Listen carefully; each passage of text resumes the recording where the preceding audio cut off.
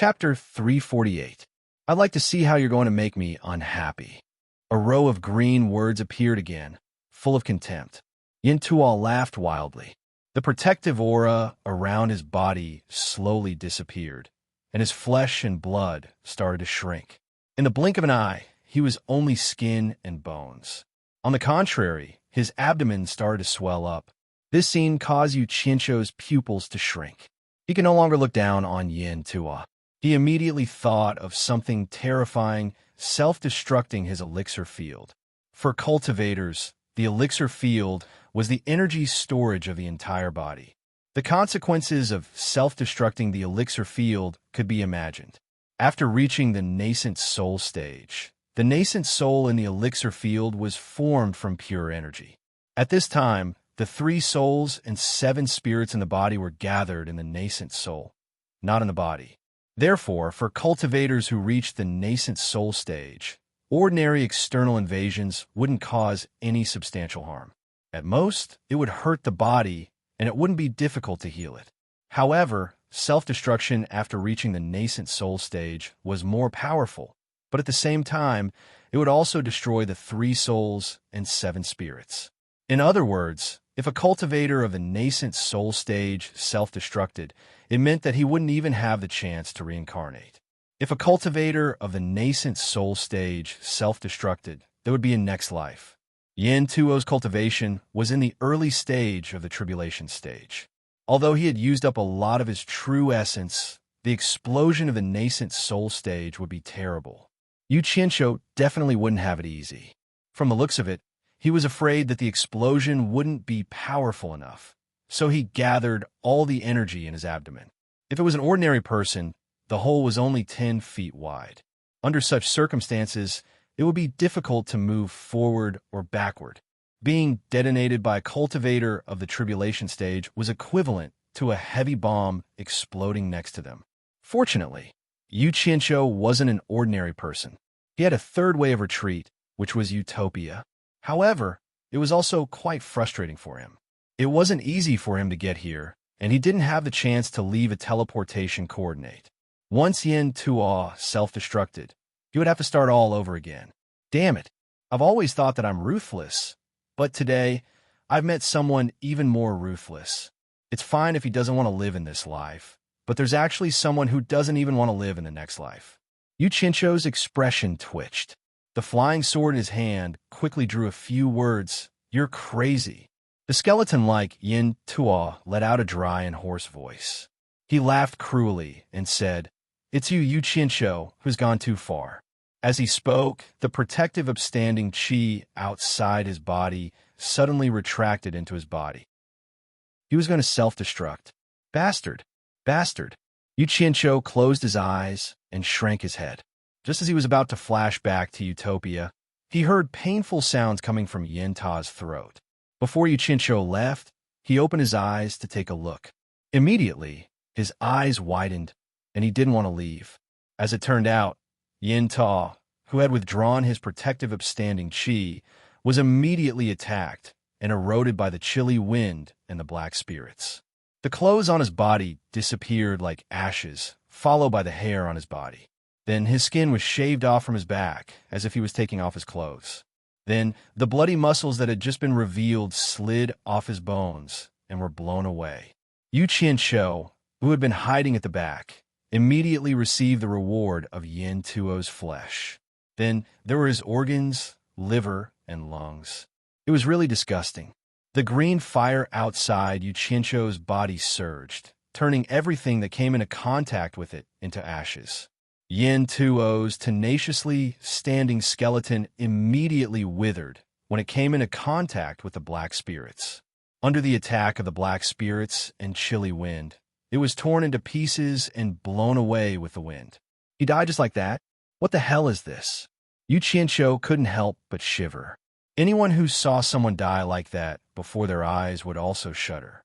He looked around and realized that he was the only one left. Only the shrill whistling of the wind lingered in his ears. Seeing that the chilly wind and the evil spirits were so powerful, he also had some thoughts of retreating. But a wave of determination rose from the bottom of his heart. He gritted his teeth and continued to walk forward without hesitation. However, there were two green flying swords in each of his hands, and the green fire outside his body had grown a lot bigger. The people on the cliff outside the cave looked solemn and uneasy. The bearded Sai Fei walked a few steps to the front of Yuji and cupped his fists, saying, "Madam, we can't just stand by and watch anymore. While Mr. hasn't gone too deep, I would like to go and call Mr. back. If it's any later, I'm afraid it'll be difficult for us to find Mr. If that's the case, well," he didn't finish his sentence, but everyone understood what he was trying to say. If Yu Qianshou died, the torturer would be enraged, and no one would be able to escape responsibility. Everyone's gaze fell on Yuji. Yuji hesitated for a while and finally nodded, saying, "Zhongling, Fu Zhe, listen up." "Yes." A burly general also came out and cupped his fists together with Sai Fei. It turned out that Sai Fei's surname was really Zhang, but he wasn't called Zhang Fei, but Zhongling. "I order the two of you to bring Mr. back quickly. If Mr. is unwilling, you can bring him back forcefully if necessary. I'll bear all the consequences." Yuji ordered decisively. She was indeed a woman who had followed Meng Yin for many years. At this time, she finally showed her strong female side. "Yes, sir." After the two of them received the order, they nodded to each other. They covered their bodies with Gang Qi and immediately turned into two shadows. They shot into the 9 Netherworld cave on the opposite side and disappeared in the blink of an eye. Based on this point alone, the cultivation of these two people was obviously much higher than Yu Qianshou and Yinta. "I'll go too." Zi had just finished speaking when she was pulled back by Yuji again. Yuji shook her head helplessly and said, "Miss, from your conversation with Mr., I can tell that your identity is not ordinary. If anything happens to you, I won't let you in no matter what." Yuji gently waved her hand at the 9th Netherworld cave. Immediately, 10 generals of the Ghost King flew out and directly landed at the entrance of the 9th Netherworld cave. Faint black light balls surged out from their bodies and wrapped around themselves, protecting the entire 9th Netherworld cave. The well-trained army was instantly displayed. Zi looked at them silently. She knew that she couldn't deal with the Ghost King alone. She sighed and gently broke free from Yuji's hand. She stood there quietly and didn't say a word. After walking for a while, Yu Qianshou realized that this cave seemed to only have strong Yin winds and evil spirits. There weren't any other dangers. Instead of slowly walking and exhausting his energy, it was better. After Yu Qianshou had an idea, he gritted his teeth and jogged. The black miasma became denser and denser, and the consumption of fire elements became faster and faster. He didn't know how far underground it was. After jogging for nearly a kilometer, the tunnel turned again. Just as he turned, he felt the pressure suddenly increase, and the wind became stronger. He only heard a strange F***CK cry, and the moment the sound left his mouth, he was blown back by the wind. He dodged and jumped here and there, rolling and crawling back to the turning. A group of black wind blades shot out and hit the stone wall at the turning. With a series of clanging sounds, they dispersed into black miasma and were carried away by the Yin wind. Yu Qianshou hid in a corner and stared blankly at the black fiend that had been blown away. He understood. So the black fiend they had encountered on the way here were formed by the dissipation of these black wind blades. He wanted to release his divine sense to check, but he didn't dare because he had already tried it once before. The evil spirits could actually corrode divine sense and make him cry out in pain. It was really strange. After waiting for a while, several waves of wind blades flew out one after another. There would be a wave every few seconds. After calculating the time, he took out a piece of dark steel and threw it out. With a few dang dang dang sounds, the whole piece of dark steel was cut into a few pieces and fell down. It rolled on the ground and flipped over and was blown away by the Yin wind. F***CK. What the hell were the wind blades formed by the black miasma? They cut dark steel like cutting tofu. It was too fierce. Who could pass through here? Yu Qianshou felt gloomy. His gaze fell on the dark stone wall, and he was stunned. The stone wall here seemed to be different from the previous ones. Under the illumination of the green fire, It seemed to have an additional metallic luster. Yu Qianshou's eyes lit up.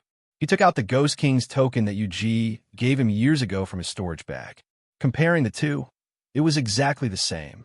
This passage was actually formed by the dark iron structure. Yu Qianshou silently threw the token back into the storage bag. Now is not the time to deal with the dark iron. A wave of wind blades shot out, and a green light with raging flames flashed past.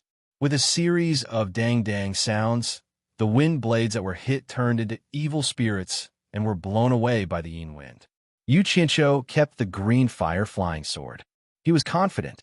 Since the green fire flying sword could restrain the wind blades, it would be easy. In the blink of an eye, dozens of green fire flying swords circled around him. Yu Qianshou turned around and saw a wave of wind blades coming at him. The green fire flying sword quickly flashed out dozens of them and broke the oncoming wind blades. As for the others, as long as they did not hurt his body, he would let them fly away. Seeing that the attack was effective, Yu Qianshou immediately increased his speed. The dozens of green fire flying swords opened a path in front of him. Zhang Ling and Fu, on the other hand, felt their way in the dark. Because the two of them were ghost cultivators, the darkness did not affect them. In addition, ghost cultivators were not afraid of the yin wind. They were only afraid of the evil spirits. Originally, the evil spirits had no effect on ghost cultivators of the netherworld. However, the two of them were not real ghost cultivators of the netherworld. They had been in the mortal world for too long. Their bodies had accumulated a lot of human qi. Once they came into contact with the evil spirits, their souls might scatter. Cultivators like Yin Tuo originally had a mortal body, so they naturally had more human qi. However, once they encountered the evil spirits, they would naturally end up in a miserable state. They had not seen Yu Qianshou yet. The two of them were a little anxious. While communicating with each other, they kept avoiding the topic that Yu Qianshou might have already met with misfortune. At this moment, the two of them suddenly exclaimed in unison. The two of them could see in the dark. They saw a few broken pieces in front of them being blown by the wind. When they rolled to their feet, the two of them stepped on a piece at the same time and picked it up to take a look. They saw that it was a piece of dark steel. The cross-section was neatly cut, and there were spots that were eroded by the evil spirits. It is beyond our expectation. It seems that Mr. has already reached there. Fuzhe transmitted his voice. Zhongling nodded and transmitted his voice. Let's go. Let's go take a look and see if we can catch up. The two of them quickly ran forward. Originally, the two of them could fly, but flying consumed too much vitality of ghost cultivators. They were afraid that they would not have enough vitality to support the protective gang qi to return. It was the same with teleportation. Besides, when teleportation was used, they could not teleport with the protective gang qi. After a period of time, the two of them reached the turning point. The clashing sound of wind blades in front of them stopped them in their tracks. Chapter 349. Yu Qianshou was nowhere to be seen. The two of them looked at each other speechlessly. There was only one reason for this. Yu Qianshou had already gone in. Whether he was dead or alive was unknown. However, the two of them did not dare to advance any further. Yu Qianshou had the green fire to restrain the black fiend, and unknowingly, they had already walked very far. Although the two ghost generals had high cultivation, they had already expended a large amount of vital qi to reach this point. If they continued to advance, they would expend too much vital qi, and they would really not be able to return. What's more, the Black Fiend here had already erupted in the form of wind blades. Ordinary treasures in the mortal world would not be able to withstand it at all and would instead be destroyed by it. The most terrifying thing was that the black demon wind blades could break through the protective upstanding qi. How could the two ghost generals make it through if ordinary mortal treasures and protective upstanding qi could not block it? At this place, only soul formation stage and ghost sage stage experts could use their tyrannical cultivation to force their way through. Mister, you are indeed the disciple of the disciplinary envoy. You even dare to barge into such a place. Fuzhe exclaimed.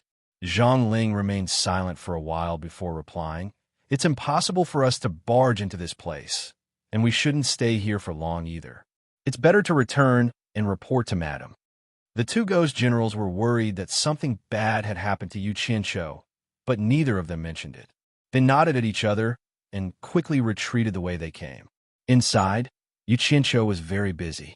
He was not worried anymore. He jogged all the way, with the green fire-flying swords circling around him to open a path. He was not afraid of the baleful wind blades. The Guiyuan sword technique that he cultivated allowed him to control multiple swords at the same time, which allowed him to deal with the situation with ease. Streaks of azure light moved as fast as lightning and protected him along the way.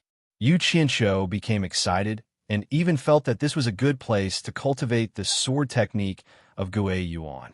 He was considering whether or not he should bring his two disciples here to cultivate in the future. However, he temporarily rejected the idea right after. Coming here to cultivate the origin convergence sword technique probably wouldn't do without the protection of azure fire.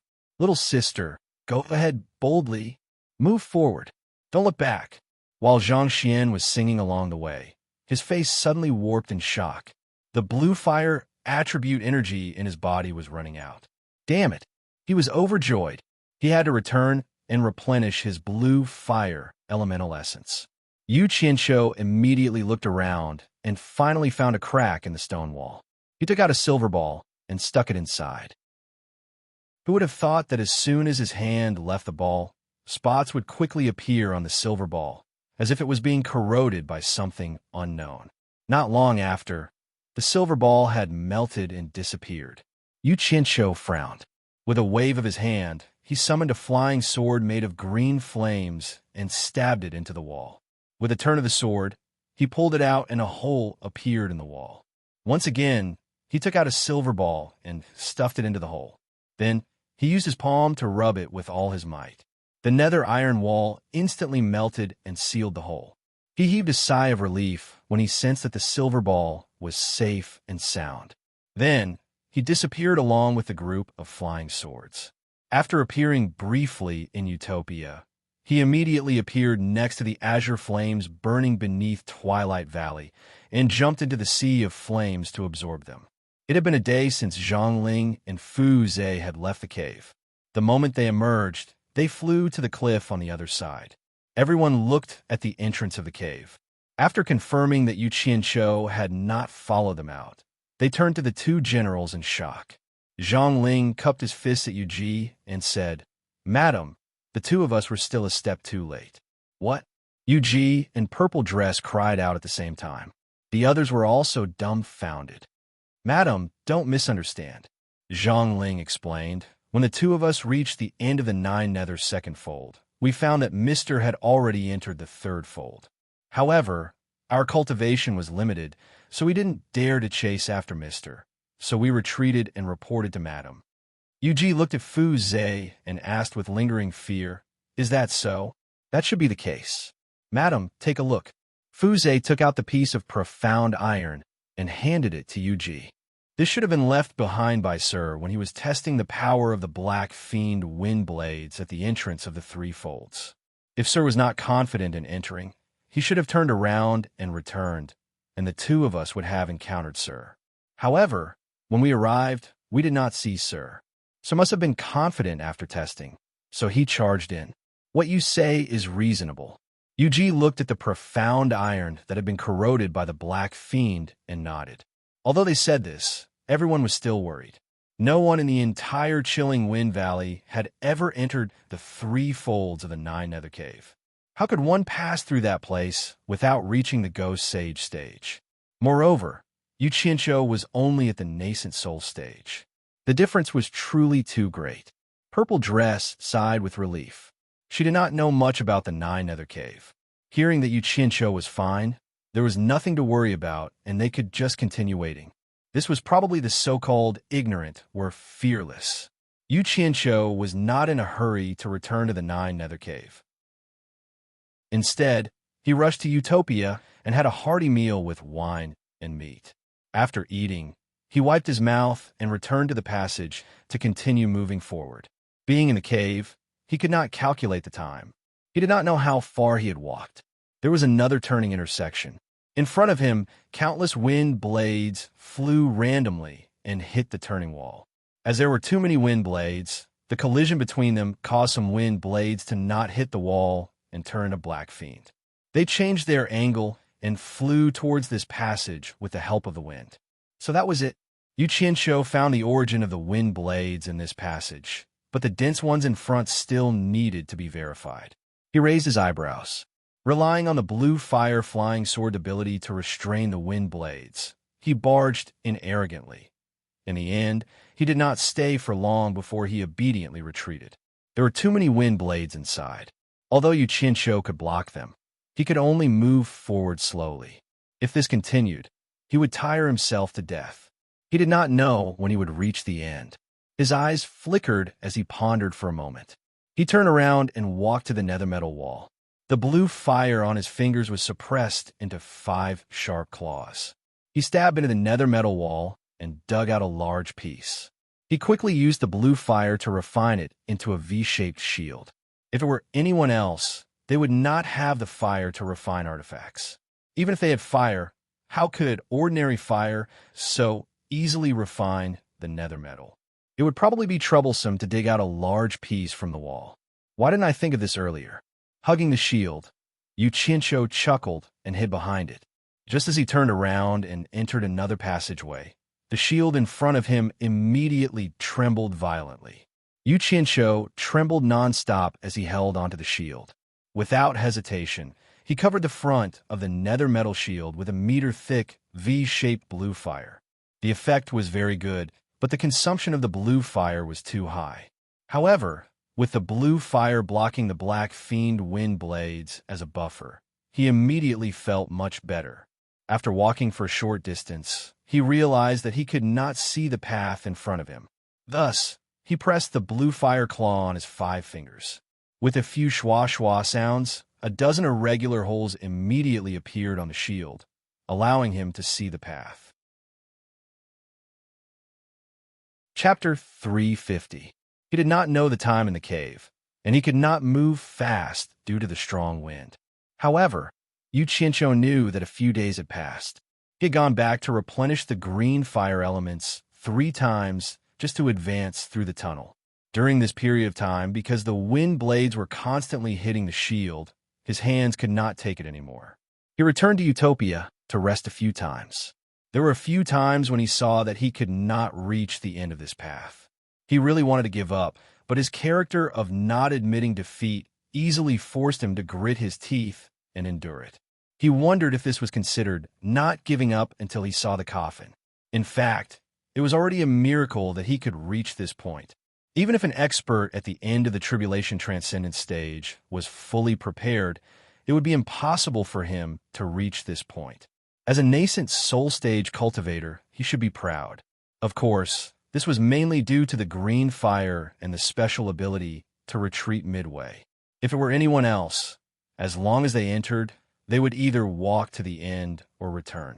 How could they give him the chance to retreat midway? If entering the Hades cave was a competition, Yu Qianqiu should be the one to cheat. On both sides of the main passageway, for small holes suddenly appeared. The Yin wind was blowing out from these 8 holes. Rather than saying that there were 8 holes, it would be more appropriate to say that they were the eyes of the wind. The wind was very strong. Not only was it difficult to advance, but it was also blowing him backward. Yu Qianqiu did not know whether to laugh or cry. He felt that he really did not have the ability to pass through the 8 wind eyes. However, it would be a pity to give up now. Withstanding the strong wind, Yu Qianqiu held the nether iron shield at a 90-degree angle and looked through the hole in the shield. The 2 small holes were attached to the 2 sides of the main tunnel. The black, baleful aura floated over from the end of the main tunnel. It was caused by the 8 wind eyes. He did not know what scientific principle it used, but it actually turned the black, baleful aura into wind blades and blew them out. It was really F*King fatal. It was impossible to enter the 8 wind eyes. Running into the wind eyes was no different from courting death. However, he could consider taking a look at the main tunnel. But to get to the other end of the main passage, they had to walk through the 2 rows of wind eyes. Looking at the wind eyes, they were probably not to be trifled with. If they were not careful, they would be torn to pieces. Looking at the distance from here to there, it might be more than 100 meters. What should they do? Yu Qianqiu, who was holding on with the shield, looked at the ground and his eyes suddenly lit up. He thought to himself, since I can't walk through this path, why don't I dig a tunnel and go through it? Not bad. Looks like I can only use the stupid method. Only someone with this kind of ability like him could come up with such a crazy idea to dig a hole under a whole piece of nether iron. Just think about it. Even a small piece of nether iron was difficult. Who would think of digging a hole? Moreover, it would be digging a distance of at least 100 meters. Holding the shield, dozens of green fire flying swords surged out of his body. They gathered together and dug into the ground. The pieces of nether iron that were dug out were immediately blown away by the cold wind. Not long after, the green fire flying swords drilled into the ground. Yu Qianqiu moved over with great difficulty. The green fire flying swords on his body surged crazily, and he crawled in with a whoosh. He dragged the shield behind him in case of any accidents. After entering the hole, he realized that the diameter of the hole was too small. It was only a square meter, and it was difficult for him to squat down. Hence, 100 green fire flying swords shot out at the same time, and soon, a hole that was 1 meter wide and 2 meters tall appeared. Finally, he could stand up comfortably. The shattered nether iron in the tunnel was piled up. Yu Qianqiu's eyes lit up, and he immediately picked up the green fire flying swords that were digging the hole and threw them into Utopia. After walking for more than 10 meters, he felt that it was impossible for the wind blades to dig into the ground again, so he put away the nether iron shield on his back. He took out a large handful of fluorites and ran to the entrance of the cave. He placed one every meter in a straight line. This was naturally for positioning. He was afraid that he would dig in the wrong direction. What if he dug into the eye of the wind? After digging for dozens of meters, Yu Qianqiu retracted the green fire on his body. As the baleful aura and cold wind could not enter this place, he turned around and raised his middle finger at the entrance of the cave behind him. He said in disdain, "Black and swarthy wind blades, I look down on you." He then glanced at the fluorites on the ground and saw that they were still in a straight line. Only then did he release his divine sense and follow behind the green fire flying swords that were digging the hole. He quickly swept the nether iron into Utopia. The tunnel was eerie, and only the 100 flying swords were shining with a demonic green light. Don't ask me where I come from. My hometown is far away. Why do I wander? Yu Qianqiu proudly sang a song with his hands behind his back. When he found that there were 200 fluorite stones on the table, he stopped singing. The distance between each fluorite was about 1 meter, which meant that there were now 200 meters. They should have passed through the 8th eye of the wind. Yu Qianqiu's expression turned solemn. He took out the nether iron shield again and covered his body with green fire again. He controlled the 100 flying swords to dig diagonally upwards. As expected, once the hole appeared, a large amount of black mist-like baleful aura surged in. The moment it touched the green fire flying swords, it would sizzle. It was the same when it touched the green fire flying swords on Yu Qianqiu's body. Yu Qianqiu was in for a penny, in for a pound. Since it had already come to this, he simply controlled the flying swords to dig a very generous exit. Then, he summoned the flying swords to protect himself and carefully walked out. As expected, he had already passed through the eye of the wind and was more than 50 meters away. It was very quiet in front, and only the whistling sound of the wind behind him could be heard. Oh my! He didn't know how far he had walked, and he didn't know if there were any powerful things in front of him. Yu Qianqiu walked forward with some trepidation. The strange thing was, other than the dense black mist-like baleful aura that was everywhere, there seemed to be nothing else. There wasn't even a trace of the Yin wind from before. It was just that the consumption of the green fire was very high, so it didn't seem to be too dangerous. He had the protection of the green fire, so he didn't have much of a reaction. However, he didn't know that such a dense black mist-like baleful aura was a fatal blow to others. No matter how high one's cultivation was, it was already not easy for them to endure such a long distance ahead. Now that they encountered such a dense, black, mist-like, baleful aura, it was extremely dangerous. Yu Qianqiu gradually increased his pace. After walking for about 1,000 meters, he suddenly had an indescribable, strange feeling. It felt a little chilly. Logically speaking, being wrapped in the green fire, it shouldn't be cold. He thought about it and guessed that it was just a psychological effect. He didn't think too much about it and continued forward. Who knew that the further he walked, the colder he felt? In the end, he was actually shivering in the green fire, and his teeth were chattering. Only then did he feel that something was wrong. Could it be that he was almost at the end of the 9 Netherworld cave? Otherwise, how could it be so strange? Perseverance was victory. The green fire on Yu Qianqiu's body flared up, hoping to expel the cold. However, he felt that the coldness in his body came from his bones. Even with the green fire, it was useless. The further he walked, the colder it got. His body felt like it was going to freeze. It was a cold feeling that reached his soul. This feeling made people feel like they could smell the scent of death. It was rather heart-palpitating. Yu Qianqiu immediately stopped and didn't dare to walk forward. Suddenly, there was a faint flash of fiery red light in front of him. It made people feel that it was the end. However, that feeling was too terrifying. Yu Qianqiu hesitated again and again, but in the end, he gritted his teeth. After working so hard, he couldn't give up now. His legs trembled as he continued forward. The further he walked, the thinner the black, baneful aura became.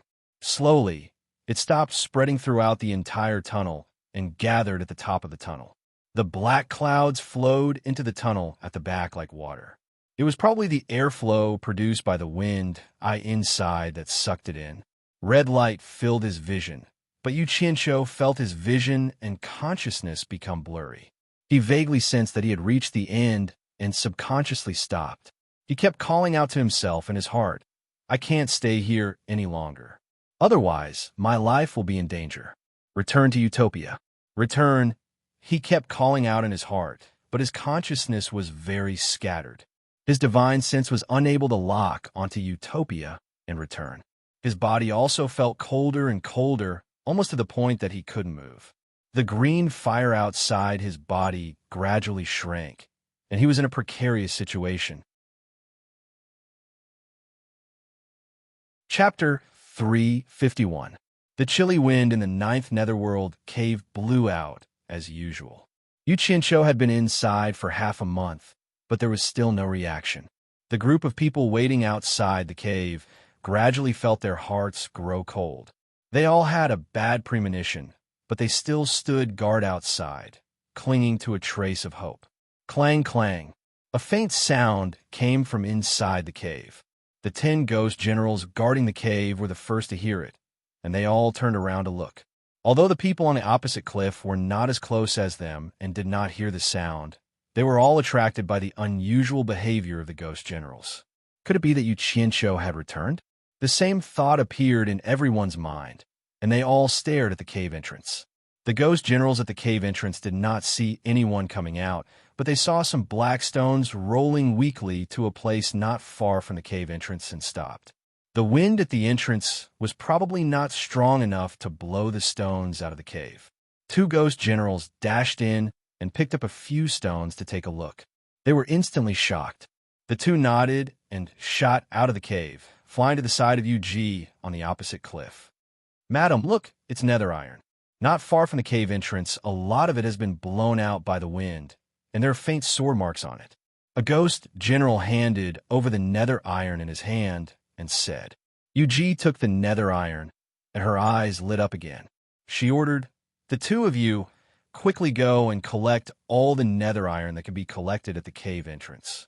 The 2 generals obeyed, and in no time, they had gathered a large pile of nether iron on the cliff top. The group of people watched, and after Zhang Lingxian checked, he stood up and said to Yu, "Madam, nether iron is not afraid of the chilly wind and the black wind blades, and ordinary magic tools are useless against it. Moreover, there are sword marks on every piece of nether iron, and it is obvious that someone used a sword to dig them out. I'm afraid that Mr. has an extremely powerful sword on him that can easily dig out nether iron." It is very likely that Mr. is digging out nether iron to defend against the black wind blades. His judgment was right. These nether iron were blown out by the wind when Yu Qianqiu first started digging the tunnel. That's right. A relaxed smile appeared on Yuji's face as she said, "You are a disciple of the punishment enforcer, so it's not surprising that you have one or two extremely powerful treasures." Hearing this, everyone nodded their heads in agreement. If this was heard by Yu Qianqiu, he would only reply with, "Pooey. What T treasure?" Ze frowned instead and said, "Madam, Yu Qianqiu went in with Senior Yin Ta, and Yin Ta's cultivation is much higher than Yu Qianqiu's."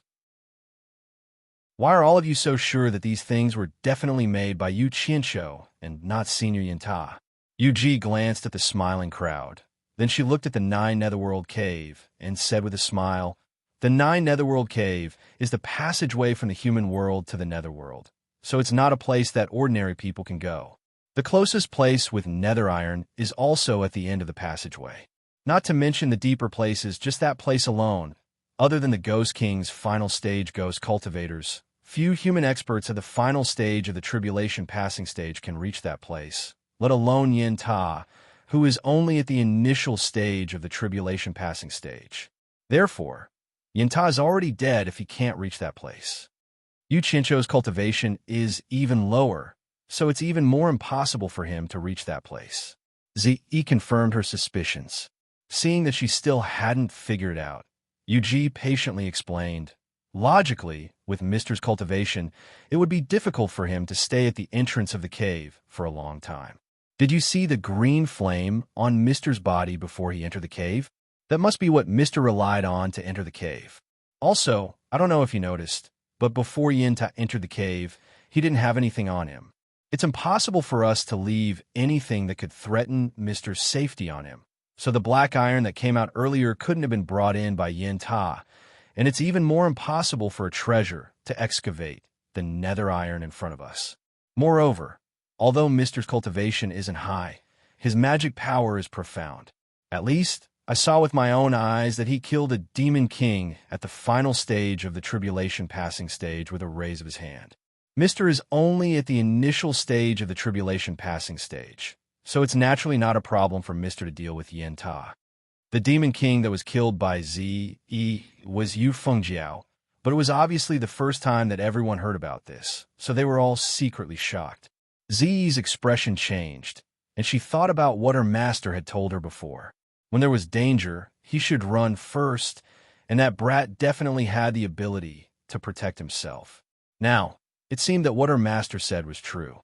Yu Qianqiu could even kill a demon king at the final stage of the tribulation passing stage, so he indeed had the ability to protect himself. Once this thought was confirmed, and she let go at a crucial moment in the future, it made Yu Qianqiu not know whether to laugh or cry, and he almost called her great aunt. This was all in the future, and they would talk about Yu Qianqiu later on. Yu Qianqiu, who was in a critical situation, gradually fell into a state of unconsciousness and finally fell softly to the ground. The blue fire on his body had already been completely absorbed into his body, and it was also fortunate that the black fiend had flowed in from the top of the cave, or else it would have been terrible. In a daze, Yu Qianqiu suddenly opened his eyes and woke up and found that he was actually lying on the ground, so he hurriedly got up. Just as he was rejoicing that he was fine, he suddenly saw another person lying at his feet and was shocked on the spot. He thought to himself, could it be that someone had also broken in and had also fainted like me? When Yu Qianqiu bent down to see that person's appearance clearly, he instantly felt as if he was struck by lightning and took a few steps back.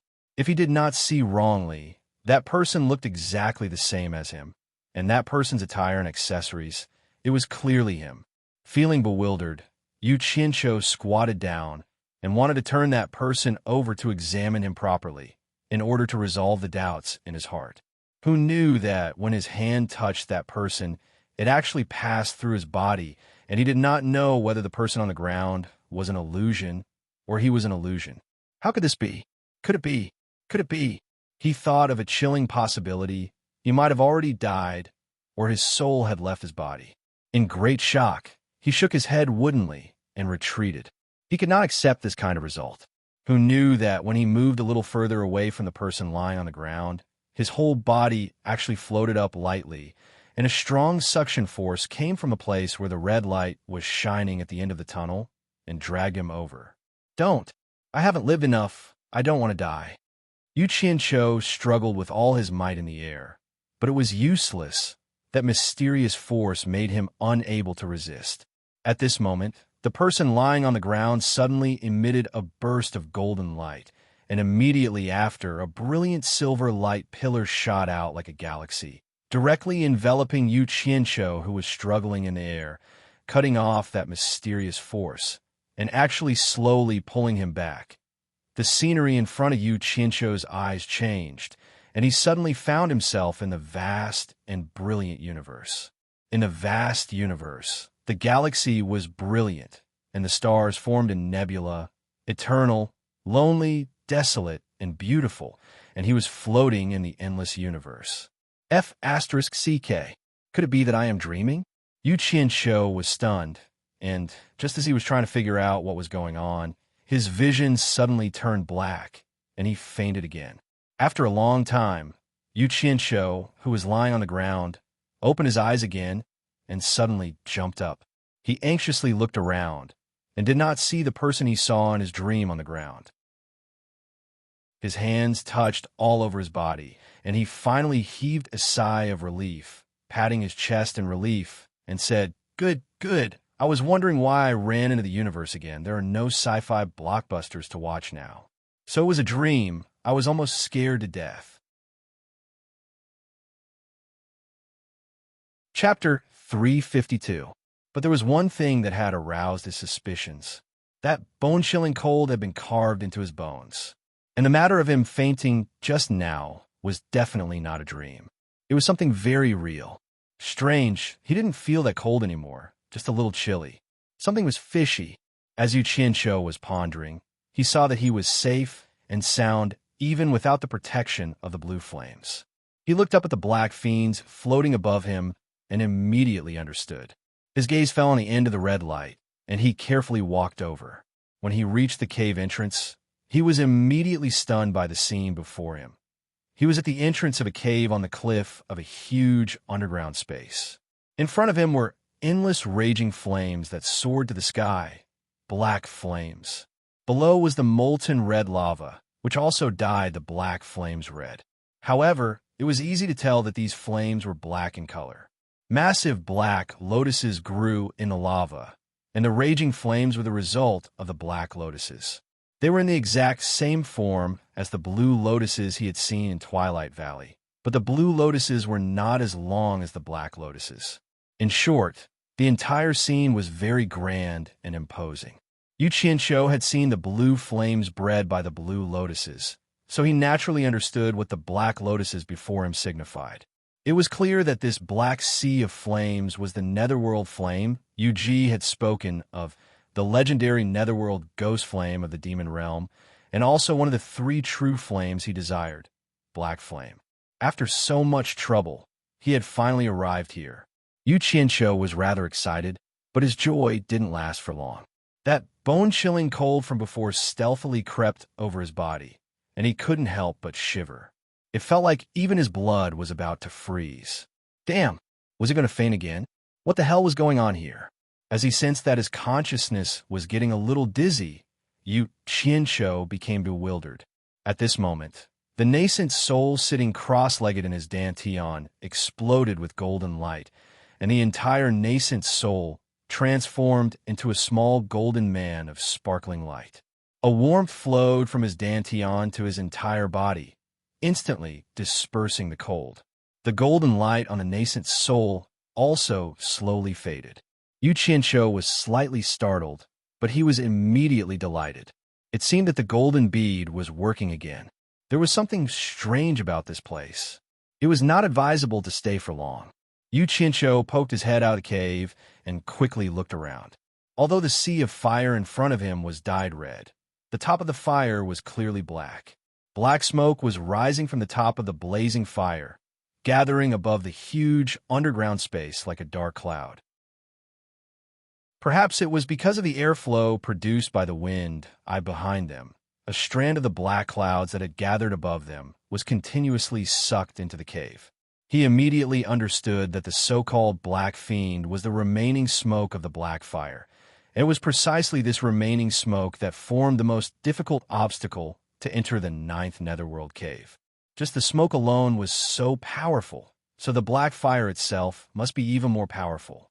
Yu Qianqiu licked his lips as he stared greedily at the sea of fire. He immediately noticed something strange. The Black Fire was also fire, and there was also the molten lava below. Logically speaking, he should have been able to feel the intense heat if he wasn't standing too far away. So why did he feel a little chilly instead? This was far too abnormal. He couldn't figure it out, so he decided to stop thinking about it. Seizing the time to gather the Black Fire element he needed was the best course of action. He immediately sat down cross-legged and began to circulate the Starflame fire art. With his eyes closed, Yu Qianqiu immediately sensed the majestic amount of Black Fire element contained in this underground space.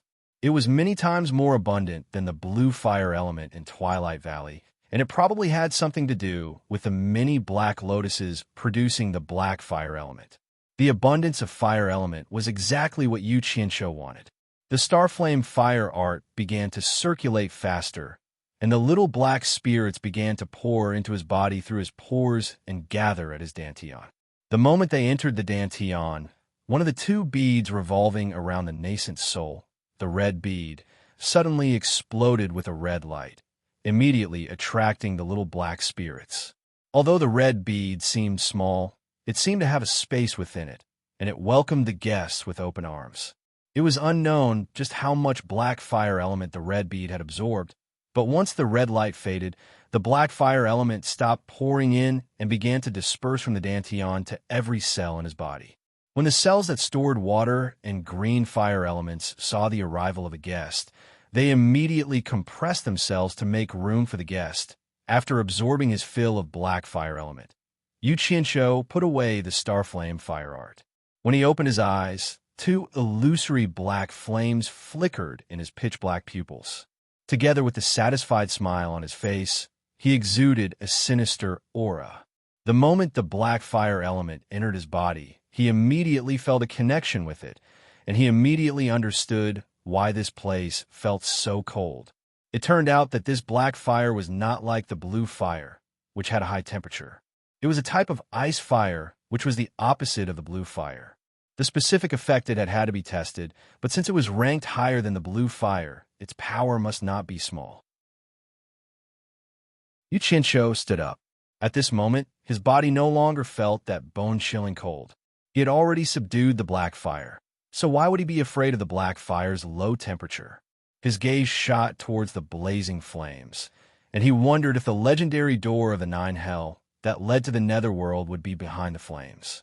He stretched out his palm, and a black flame emerged from the center of his palm. It was a black color that could take one's soul away. The fire turned rapidly and quickly condensed into a black flying sword that floated out of the cave.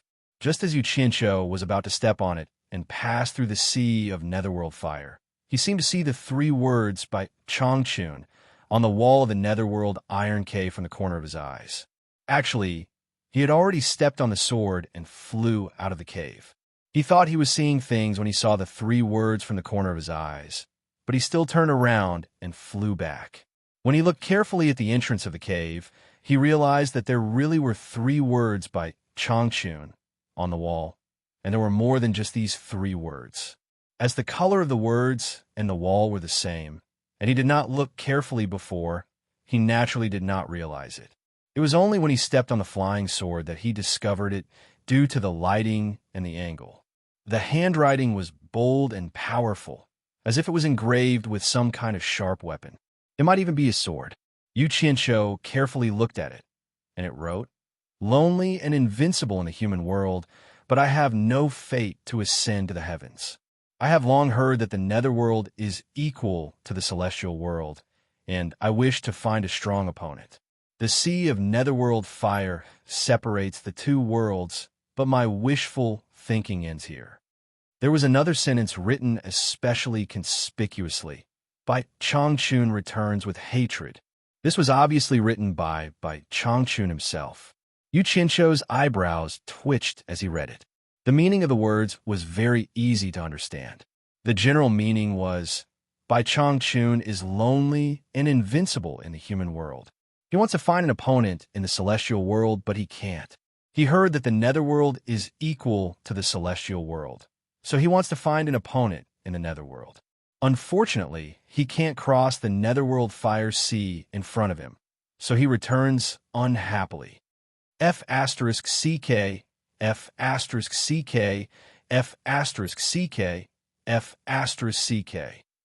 Yu Qianshou said a few times in a row, and shook his head with a bitter smile. The old fellow is so strong that he's a little unreliable. He thinks that he has nothing better to do, and even thinks about the people from the celestial world and the netherworld.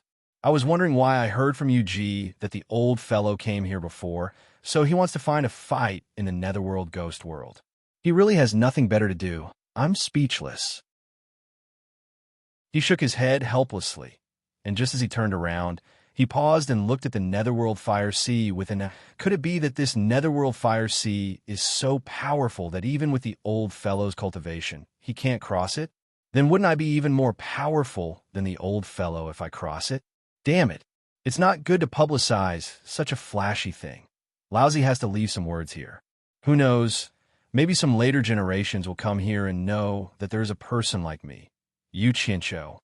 Without hesitation, the black flying sword made a series of noises on the cave wall, but it didn't leave any marks.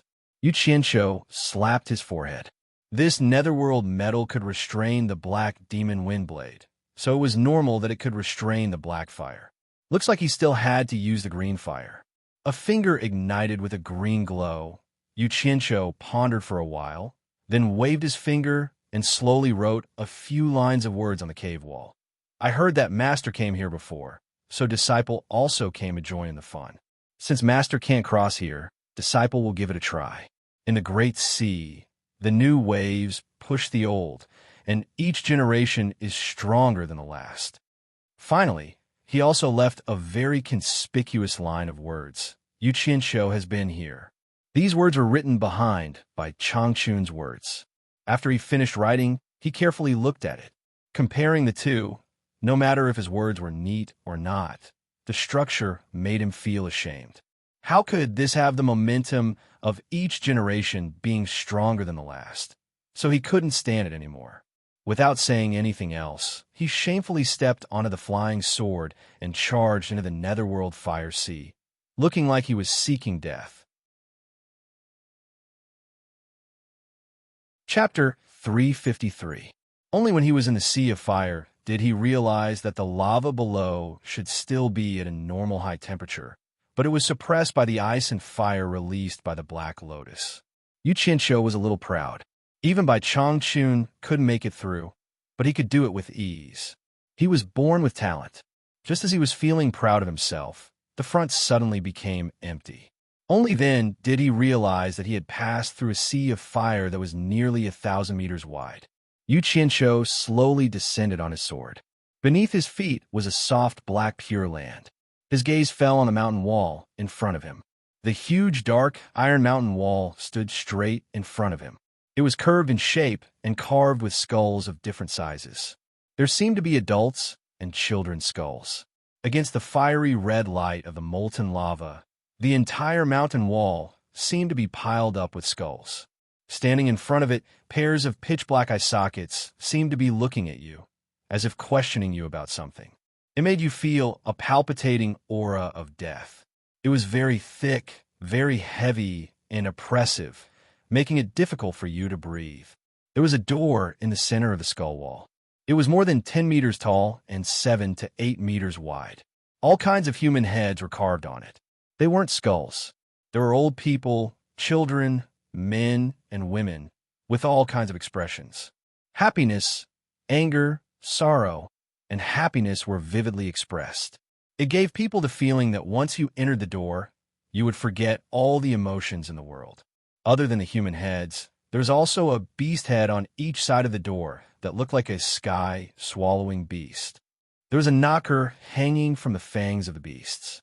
There was a huge dark iron tablet in the weeds beside the door. There were words on the tablet: Dark Ghost Realm, knock on the double knocker. Once you enter, do not open the door for humans, demons, and demons, or you will never return. This was clearly a warning sign, telling people that ghosts could enter, but others should not enter, or else they would never come out. Yu Qianqiu looked at it and found it strange. It was fine if humans and demons did not enter, but why did demons come out? Was there a demon realm? It seemed like it was the same no matter how he looked. Yu Qianqiu did not think it was a big deal. In any case, he would not open the door and run in. He was not someone like Old Bai who had nothing better to do. Instead, it was the weeds under the nethersteel steel that piqued his interest. The color of the grass was bright red, and it had 3 branches and 7 leaves, which coincided with the number of 3 souls and 7 spirits in the human body. Yu Qianqiu couldn't help but laugh out loud. This grass was none other than the resurrection grass that he was looking for. How could not be happy? As soon as he laughed, he immediately heard evil laughter coming from everywhere in this space, as if the laughter came from those skulls. Yu Qianqiu was shocked and quickly shut his mouth. The strange laughter also gradually stopped. So was Huyin. He heaved a sigh of relief, but did not dare to laugh anymore. He walked over and plucked a stalk of resurrection grass. He examined it closely and sniffed it. Sure enough, it was colorless and odorless. Who would have thought that the moment his breath touched the resurrection grass in his hand would immediately turn into a cloud of black smoke and dissipate? Yu Qianqiu was stunned with his hand open. He recalled the records in the pill recipe Jade archive. The resurrection grass was not a spiritual herb of the human world. It cannot come into contact with human life, or it would immediately turn into smoke. He raised his hand and slapped his forehead, coming to a realization. He decided that he would seal it in ice and harvest it when he needed it. Hence, he took out a silver ball and stuffed it into a place that he thought was safe. After he felt that there wouldn't be any problems, he began to wander around to see if there was anything else that he needed. Alas, this place was very poor. It seemed that other than the black soil and nether steel on the ground, there was only the resurrection grass left. He was no longer interested in these things. It wasn't easy for him to come here, so he had to bring something back with him to commemorate his trip. Dig up a skull and bring it back? There was no point. As he was looking around, his gaze suddenly fell on the door that led to the netherworld. The door knockers and the mouths of the 2 heaven-devouring beasts were black and shiny, faintly emitting a black glow. They shouldn't be made from nether steel. Could they be some kind of treasure? Yu Qianqiu's eyes lit up. His interest was immediately piqued. The position of the door knocker was very high. It was about 4 to 5 meters tall. He mounted a flying sword and flew over.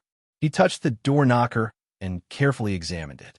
The door knocker was very big, just like the heaven and earth ring hanging on Ajah's neck. Moreover, judging from the material, it was obviously different from the other materials on the door. It was definitely not nether steel. He tried to pull it out, but unfortunately, the beast's head was obviously not made from ordinary materials. It was impossible to remove the door knocker with brute force. Without another word, Yu Qianqiu released his black flame and compressed it into a cutting shape. Unfortunately, there was no reaction after sawing for a long time. Since his black flame didn't work, he released his blue flame. Sure enough, the blue flame was more effective in dealing with this thing than the black flame. However, the beast's tooth that locked the door knocker was also an extraordinary item. Even if the blue flame was effective in dealing with it, the effect was minimal. Once again, Yu Qianqiu displayed his perseverance and indomitable spirit. He climbed onto the beast's head and sat on it. He used his blue flame to compress the saw knife and saw it with all his strength. After another half a day, the lower tooth of the beast's tooth was finally sawed off by him. The tusk, which was as long as a chopstick and as thick as a banana, was held in his hand. He couldn't tell what material it was made of. However, since it could be used here, it was definitely not an ordinary item. Therefore, he directly confiscated it. The door knocker was formed by the 4 tusks of the beast's head. After cutting off one lower tooth, He continued to saw the other lower tooth. After the other lower tooth was sawed off, the door knocker finally fell to the ground. Thump! It fell on the black soil and made a dull sound. Yu Qianqiu put away the beast's tooth and jumped down from the beast's head. He picked up the door knocker and immediately felt that it was extremely heavy. This fellow probably weighed more than 500 kilograms. However, with his current cultivation, this bit of weight was nothing. He knocked on it and looked at it over and over again, but he didn't find anything special about this door knocker. It was probably just that the material was special. Yu Qianqiu immediately felt a little depressed. He shook his head and muttered, "I thought it was some kind of treasure. I wasted so much effort. If there's a chance, I should let old man by take a look and see if it's useful." In the spirit of not going to waste, he also put away the door knocker. Yu Qianqiu turned back to look at the gate to the netherworld realm. He couldn't help but smile smugly. That heaven-devouring beast had lost 2 of its lower fangs and the ring it was holding in its mouth. That fellow, which had originally been rather imposing, immediately felt a lot less imposing. This was especially so when compared to the other heaven-devouring beast that it was fighting against. It seemed rather out of place.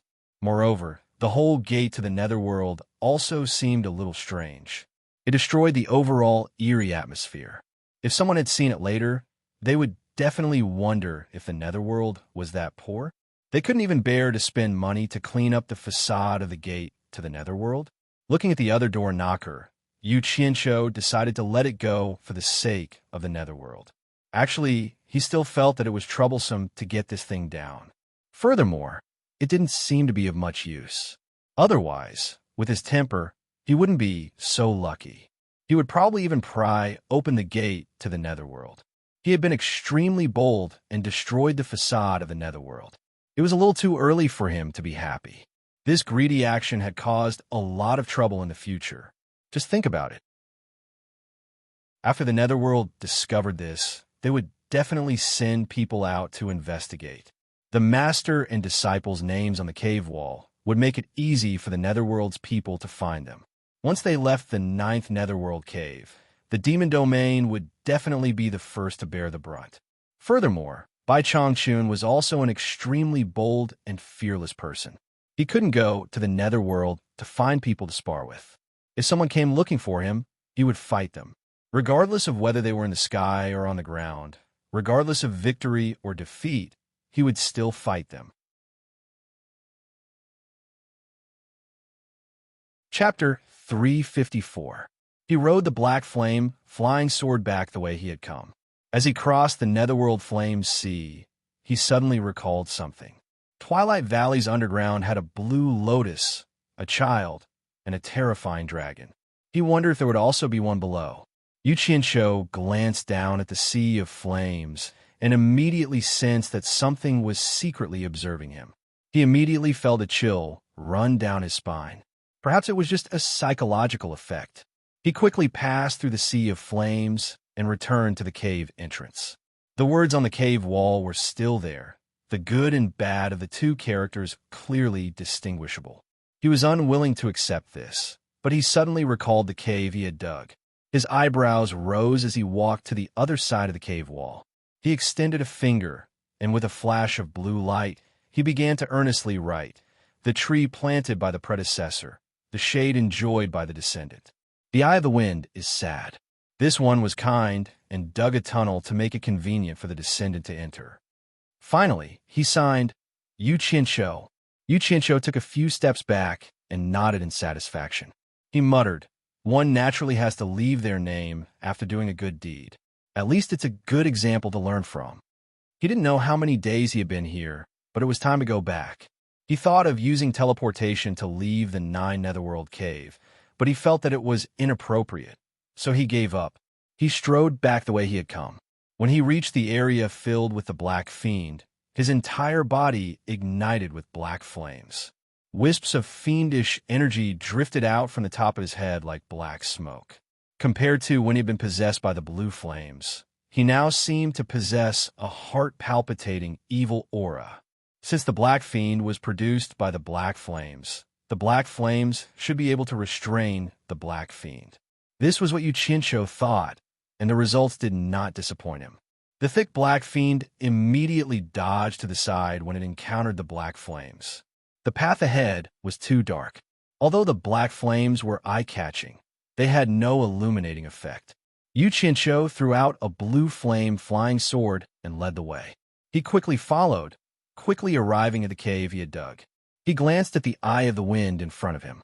Even with the protection of the black flames, he was still somewhat afraid. In the end, he decided to go through the tunnel. When they reached the end of the tunnel, they saw that the hole they dug at the beginning was too small, and they had to crawl to get out. Hence, a few blue fire flying swords flew out and quickly made a beautiful exit. Then, with the black flame wrapped around him, he slowly stretched out a hand to test it. He saw several spinning wind blades coming at him turn into black fiends the moment they touched the black flame and were blown away by the chilly wind. He immediately felt relieved. People drive sport cars for a spin, but it seems like I have to ride a flying sword in the 9th Netherworld cave. Yu Qianqiu laughed weirdly as he hopped onto the black flame flying sword. A green light shot out of the cave entrance, and he chased after them. Who knew that as soon as he came out of the cave, he would almost be blown off the sword by the strong wind. Hence, he squatted on the sword to reduce the wind resistance, and only dared to stand up openly after flying for a long distance. Along the way, the green flame flying sword led the way. Riding on the black flame flying sword and protected by the black flame, he was not afraid of the Een wind and the black demon wind blades. In the 9th Netherworld cave, Yu Qianqiu rode on the sword with the help of the wind. The speed he was traveling at was worlds apart from the speed he used to come here. In the cave, he fully displayed his superb sword-riding skills. He also quickly turned and skimmed through the twists and turns. Drifting on a flying sword, that was a great feeling. Just as a green light flashed by, one could see him quickly chasing after them while laughing wildly. Outside the 9th Netherworld cave, a month had passed. Everyone was still waiting on the cliff for Yu Qianqiu to return. Too much time had passed, and everyone actually did not have much hope in their hearts. However, no one wanted to give up and hoped for a miracle. It should be known that if something happened to Yu Qianqiu here, who would bear the wrath of the torture master? It was not them. He was already sitting on the cliff, looking a little absent-minded. She was not worried about Yu Qianqiu's life or death. To be honest, she did not have a good impression of Yu Qianqiu's actions. The key was that Bai Changchun had personally asked her to come out and assist Yu Qianqiu. In the end, the person in charge died before the task was completed. How was she going to answer to Bai Changchun? Yu Ji and the other generals were also absent-minded. Everyone felt like their lives were hanging by a thread, and they were about to bear the wrath of the torture master at any time. Just thinking about it made them feel a little terrified. However, their worries were unnecessary. To Yu Qianqiu, this trip was just a daunting experience without any danger. Howl! A long howl that sounded like a ghost wail came from the 9th Netherworld cave with the help of the wind. Then a green shadow shot out from the 9th Netherworld cave and headed straight for the opposite cliff. When Yu Qianqiu was about to leave the cave, he suddenly retracted the black fire on his body and replaced it with a green fire. He also switched to an ordinary flying sword under his feet. The effect of the black fire was unknown, but it definitely had its unique power. Otherwise, it would not be ranked higher than the green fire. He decided to hide a trump card to be used at a critical moment. The flying sword pierced diagonally into the sky. When it flew past the cliff, the green shadow disappeared, and a figure jumped up from the flying sword. After a few somersaults in the air, he landed steadily among the crowd. His movements were very natural and unrestrained. The flying sword circled in the air and shot toward the person. With a clang, a cold light flashed, and it returned to the scabbard on his back. He was actually flying on a sword in the 9th Netherworld cave. The crowd did not rejoice when they saw Yu Qianqiu. Instead, they were shocked. Zi stood up abruptly, and a look of joy flashed across her face. Yu Qianqiu looked at the crowd with a face full of smiles. He cupped his hands and said, "Sorry for making everyone wait." Yu Qianqiu apologizes.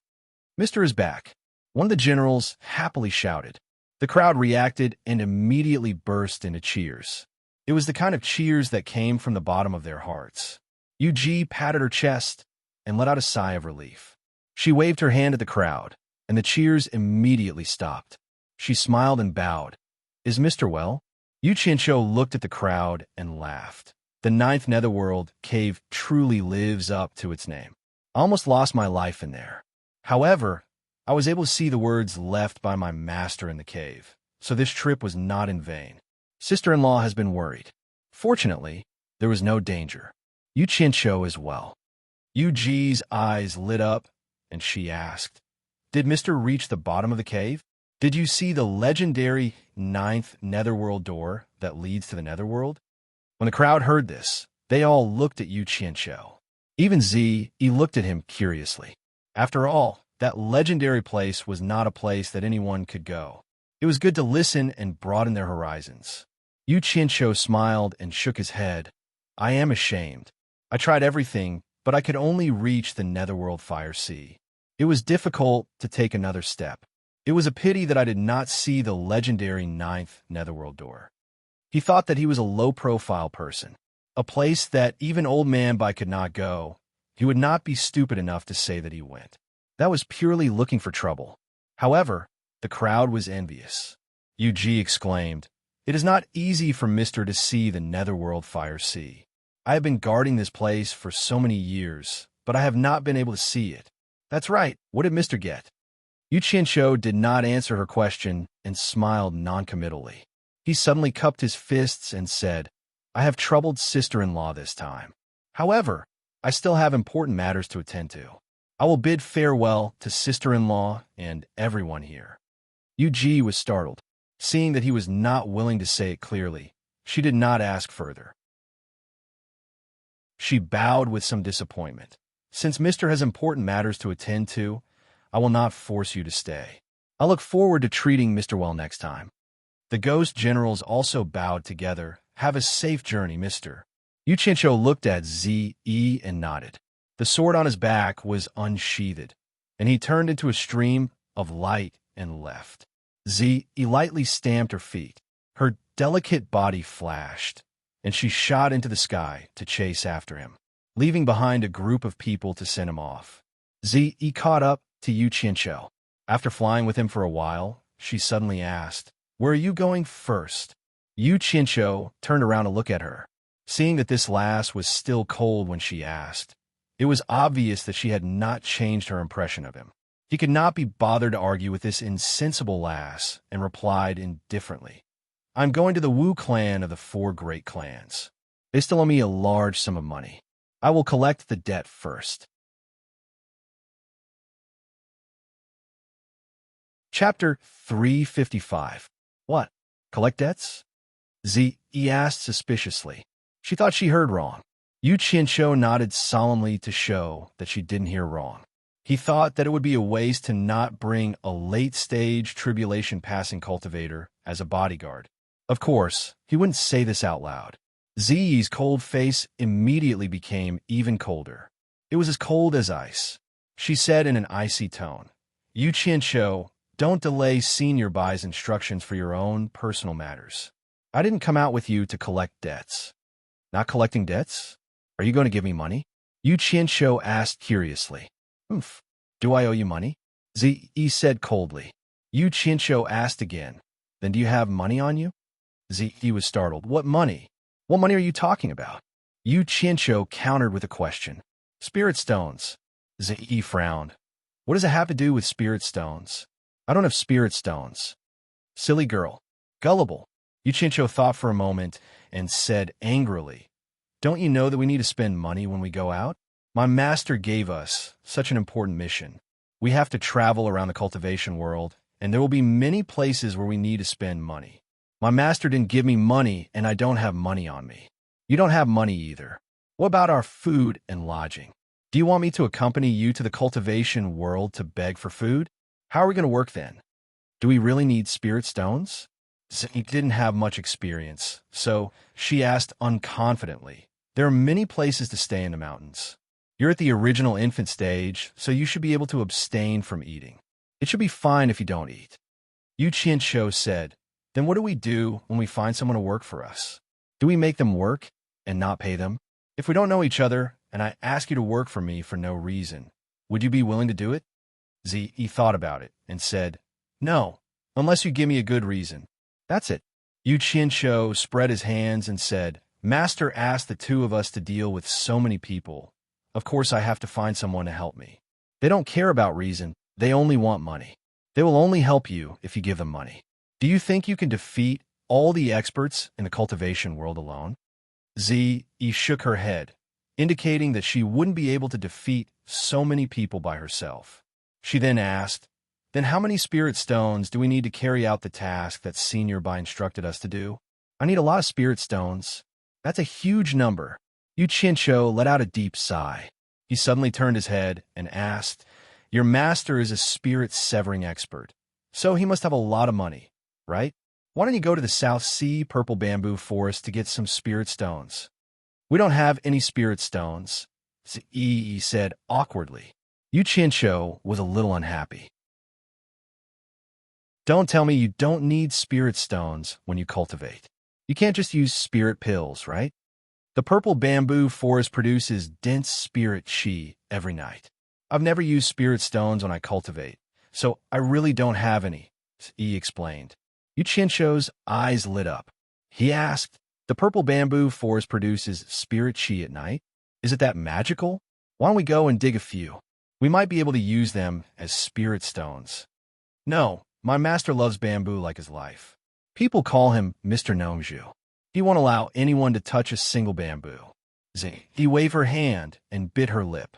"Since collecting the debt is related to Senior Bai, I'll go with you to collect the debt." At this point, Yu Qianshou couldn't force her anymore. However, he remembered the matter about the purple bamboo in his heart and prepared to come back in the future. He allowed a long sigh. "Zi, I won't hide it from you. Even if we collect the debt this time, I'm sure we still need a lot of spirit stones. For the sake of my master, I'll have to trouble you with the spirit stones in the future. This is related to Senior Bai. I'll definitely do my best and not let Senior Bai down." Zi said with a determined expression. That's good. After this is over, I'll definitely report to Master about your dedication." Yu Qianshou spoke in a serious tone, but in his heart, he was thinking about how he could get the daughter of a deity transformation cultivator to help out with spirit stones. For example, she would be an expert in robbery. "No need. It's my honor to work for Senior Bai," Zi said very politely. She didn't notice that she had fallen into Yu Qianshou's trap. Yu Ji's territory was on the outskirts of the Demon Ghost region. While the two of them were talking, they had already passed through the gloomy world and left the Demon Ghost region. When the bright and beautiful sunlight suddenly appeared, Yu Qianshou identified the direction and led Zi towards the Wu clan of the four major clans. This time, he had received orders and could openly wander around the cultivation world. At least, he didn't need to be afraid of being discovered by Changchun. After a few days of nonstop flying, the two of them finally arrived at the Wu clan's Hat Island. There were many shops and people coming and going. It was a very lively place in the cultivation world. Zi had stayed in the South Sea's Purple Bamboo Forest since she was a child. She rarely came out. The only reason she could come out was because her teacher had brought her to the mountains and lakes to pay a visit to an expert. She had never seen such a lively scene before. She could not help but look around curiously. As she walked, she accidentally distanced herself from Yu Qianshou. After she came back to her senses, she quickly caught up. Zi rarely came into contact with the world. She had an extraordinary temperament. Coupled with her extraordinary appearance and eye-catching purple clothes, how could such a beauty not attract the attention of passers-by? Even Yu Qianshou was constantly being looked at by people. Many of them looked at him with envy. They were all men. Yu Qianshou understood what everyone was thinking. However, this girl's background was too powerful. Without confidence, no matter how delicious the meat was, it was not good to eat it. Otherwise, he wouldn't even know when one of his teeth was knocked out. He was a little afraid of the shrewd Gnomezhu. Although Yu Qianshou rarely showed himself in the cultivation world, he was quite famous. Many people had seen him. Naturally, people recognized him when he was on the road. Immediately, someone said softly, "Look at that person. Isn't that Yu Qianqiu?" Hey, Huanjin, that scum of the cultivation world, has some guts. He killed the son of the Daluo Sect's leader and still dares to parade around here. He must be tired of living. Stop talking. That guy is famous for being a lunatic. There is no one he doesn't dare to fight. Be careful that you will be killed by his Starflame fire spell before the Daluo Sect can find him. Those who could be here were all cultivators. Their ears and eyes were much sharper than mortals. As soon as the name of Yu Qianqiu was mentioned, it immediately caused a commotion. He was a famous person in the past. Not only did he kill the son of the Daluo Sect's leader, but he also killed the leader of the Daluo Sect, Ong Quantsum. How many people in the cultivation world would have the guts to do that? Most of the people on the street consciously stood on both sides and made a path for them. They whispered to each other as if they were ready to watch the show. Yu Qianqiu heard a lot of people's conversation, but he pretended not to hear it. He brought an expert in the end stage of the God's test to go shopping. He was not afraid of anything. He was not afraid of anyone looking for trouble. He didn't know that she had become Yu Qianqiu's support. When she heard everyone whispering about Yu Qianqiu, she couldn't help but look at him a few more times. She didn't expect him to be so famous in the cultivation world. When they passed by the shop on Fuxian Island, the shop manager, Wan Yuan, also heard the news and stood in front of the shop. He was an acquaintance of Yu Qianqiu. When Yu Qianqiu saw him, he was stunned. He remembered that Wan Yuan had no enmity with him and had taken care of him before. He immediately nodded with respect. Wan Yuan shook his head and sighed. This disciple was actually quite good. He also felt that it was a pity that the sect lost such an outstanding disciple. When the two of them walked to the Gulu residence and were about to enter, they saw a waiter wearing the Wu clan's clothing running out. When he saw Yu Qianqiu, he bowed and called out, "Mr. Yu." After that, a flying sword flew out of the storage bag, and he quickly flew towards the Wu clan. Was he going to report? Yu Qianqiu sneered and glanced at him. He led Zi in. The shopkeeper heard the news and walked over quickly. He bowed and said, "Mr. Yu has arrived. Please go to the private room upstairs." The Wu clan was looking for Yu Qianqiu everywhere. How could he dare to neglect him?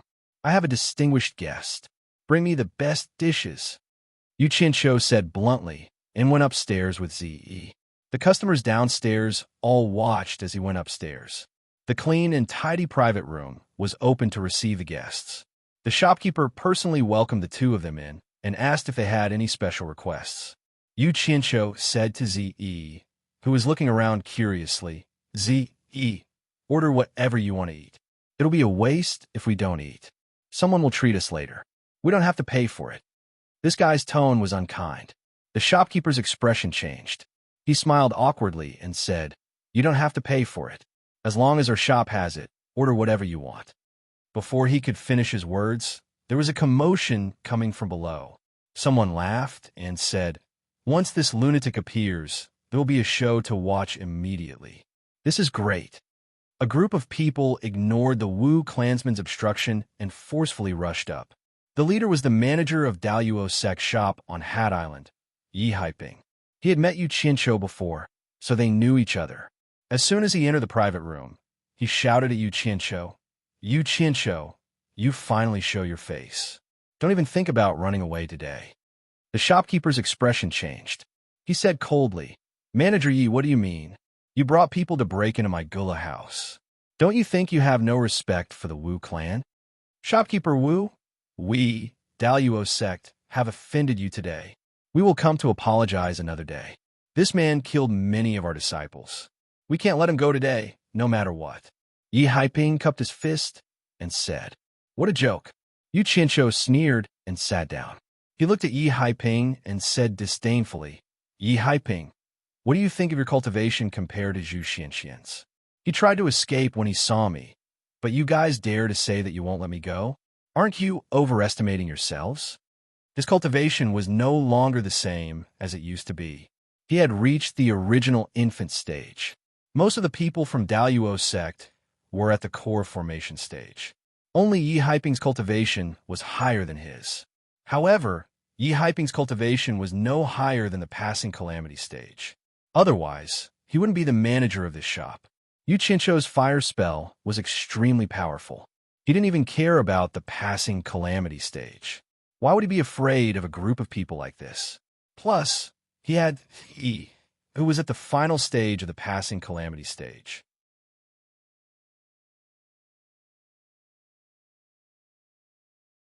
Chapter 356. In fact, even if Yu Qianqiu didn't say it, Yi Haiping knew that they were at a disadvantage. In a battle outside the Hundred Flowers Valley, Yu Qianqiu single-handedly killed several the Luo Sect nascent soul disciples. Even the Sect master's only son died at his hands. He even forced Elder Zhu Xianxian to retreat. Yu Qianqiu's Starflame fire art became famous after that battle. Now that their cultivation was far inferior to those of the same sect, how could they take advantage of the situation? However, Yu Qianqiu's appearance on Hat Island had attracted everyone's attention.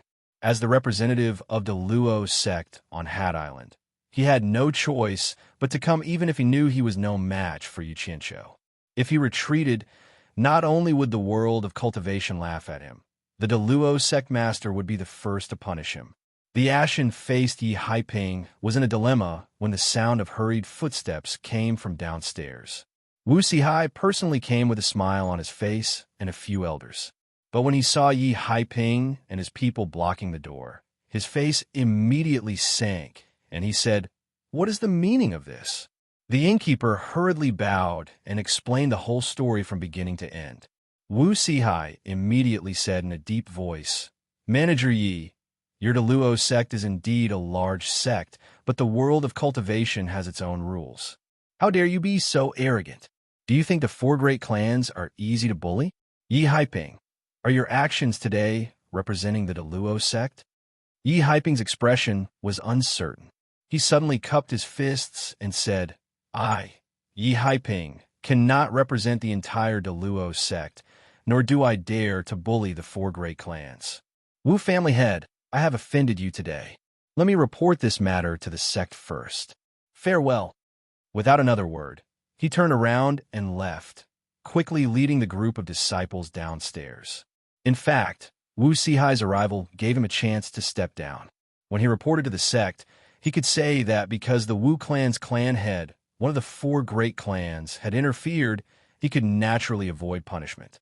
He could also avoid direct conflict with Yu Qianqiu. I won't send you off." Wu Sihai coldly snorted, expressing his dissatisfaction. When he turned around to look at Yu Qianqiu, a smile once again appeared on his face. When he saw the extraordinarily beautiful Yi, he couldn't help but frown. He didn't know what relationship she had with Yu Qianqiu, and he thought of his own granddaughter. However, he still smiled and said, "Yu Qianqiu, you really made it easy for our Wu clan to find you. Previously, it was really a misunderstanding. Please don't take it to heart." Yu Qianqiu raised an eyebrow and sneered. "Let's not talk about this now. I'm hungry. If you have anything to say, you can talk after you're full." Good. You should talk after you're full. Bring out the best wine and dishes." Wu Sihai ordered the shopkeeper beside him. After the shopkeeper left, he sat in front of Yu Qianqiu and kept smiling. He didn't know what to say. Finally, he looked at Zi and nodded with a smile. "This young lady's cultivation is obviously higher than mine. I'm afraid she is an expert at the final stage of the crossing calamity stage. However, she looks unfamiliar. May I know which sect she is from?" Ever since there were many people, Zi's expression hadn't changed at all in front of outsiders. She hadn't opened her mouth to speak. Now that Wu Sihai asked her, she looked at Yu Qianqiu and said, "Is this the person who owes you money?" This question was a bit too direct and didn't beat around the bush at all. Wu Sihai, who was pouring himself a cup of tea, choked when he heard this. He forcefully swallowed the tea in his mouth and coughed repeatedly as he looked at Yu Qianqiu. He thought, did this brat bring an expert here to collect the debt? Hearing this, Yu Qianqiu cheered in his heart. It was really great to have this stubborn girl here. He wanted to use Old Man Bai's name to suppress Old Man Bai's juniors and make it easier for him to earn money. However, if Old Man Bai found out, He didn't know what the consequences would be. He didn't know what to say. Why didn't he think of using this girl? Old Man Bai definitely wouldn't do anything to this girl. He had an idea in his heart, but on the surface, he said nonchalantly, "Let's talk after eating." As expected, Ze frowned slightly and said, "You Chincho, is your food more important or what Old Man Bai told us more important?" As soon as the words Old Man Bai came out, Wu Si-hai and the four elders behind him changed their expressions. Wu Si-hai couldn't sit still anymore. He jumped up and asked, "Is the Old Man Bai you mentioned my ancestor?" Zi's expression was indifferent. She said straightforwardly, "I don't know you, nor do I know your ancestor." Wu Si-hai was speechless. He looked at Yu Qianshou anxiously. Yu Qianshou understood their feelings. Rubbing his hands together, he explained embarrassedly, "She's the disciple of your ancestor's best friend. Her master is also an incredible figure." Wu Si-hai and the others were shocked. Bai Changchun was a soul formation final stage expert. His friend would not be an ordinary person. No wonder this girl looked so young, but had the cultivation of tribulation final stage. For a moment, Wu Si-hai and the four elders stood up and bowed to Zi. They seemed a little reserved. Zi looked at Yu Qianshou in confusion and said, "What's going on?" Old Man Bai's surname is Bai, and their surname is Wu. Why would they call Old Man Bai ancestor? Besides, I never heard my master say that Old Man Bai has a son outside. Even if it's true, as Old Man Bai's direct disciple, how can you ask Old Man Bai's descendant for money? Yu Qianshou was Old Man Bai's direct disciple? This news was no less than a heavy bomb. Wu Si-hai and the others were shocked. Although they didn't know whether it was true or not, it was enough to stun them. Enough. Saying this was enough to collect the debt. Yu Qianshou held back the joy in his heart. He glanced at Wu Si-hai and the others and said awkwardly that, don't mention my master casually in the future. My master doesn't want me to use his name to do things." "Is this Old Man Bai's idea?" Zi frowned and said unhappily, "Why didn't you say so earlier?" The private room immediately quieted down. Only the sound of Yu Qianshou drinking tea could be heard. Not long after, the manager and the waiters of Gulu House filled the table with food and wine. After the food and wine were served, the manager also found that the atmosphere was a little strange. He looked at the family head with an inquiring look. Wu Si-hai waved his hand and asked them to leave. After they left, an elder closed the door with a serious face. Yu Qianshou pretended to be embarrassed to face Zi Yi's blaming eyes. He picked up the chopsticks and buried himself in the food. Just like he said, if there was anything, they could talk after they were full. Zi Yi saw him eat so much that he forgot himself. She looked at the delicious dishes on the table and even picked up her chopsticks to taste them carefully. Wu Si-hai and the others stood aside silently. They didn't know what to say, especially Wu Si-hai. Thinking of the relationship between his granddaughter and Yu Qianshou, his mind was in a mess. According to the relationship between him and his granddaughter, he should be his grandson-in-law. If he was really the direct disciple of Old Man Bai, then what about the seniority?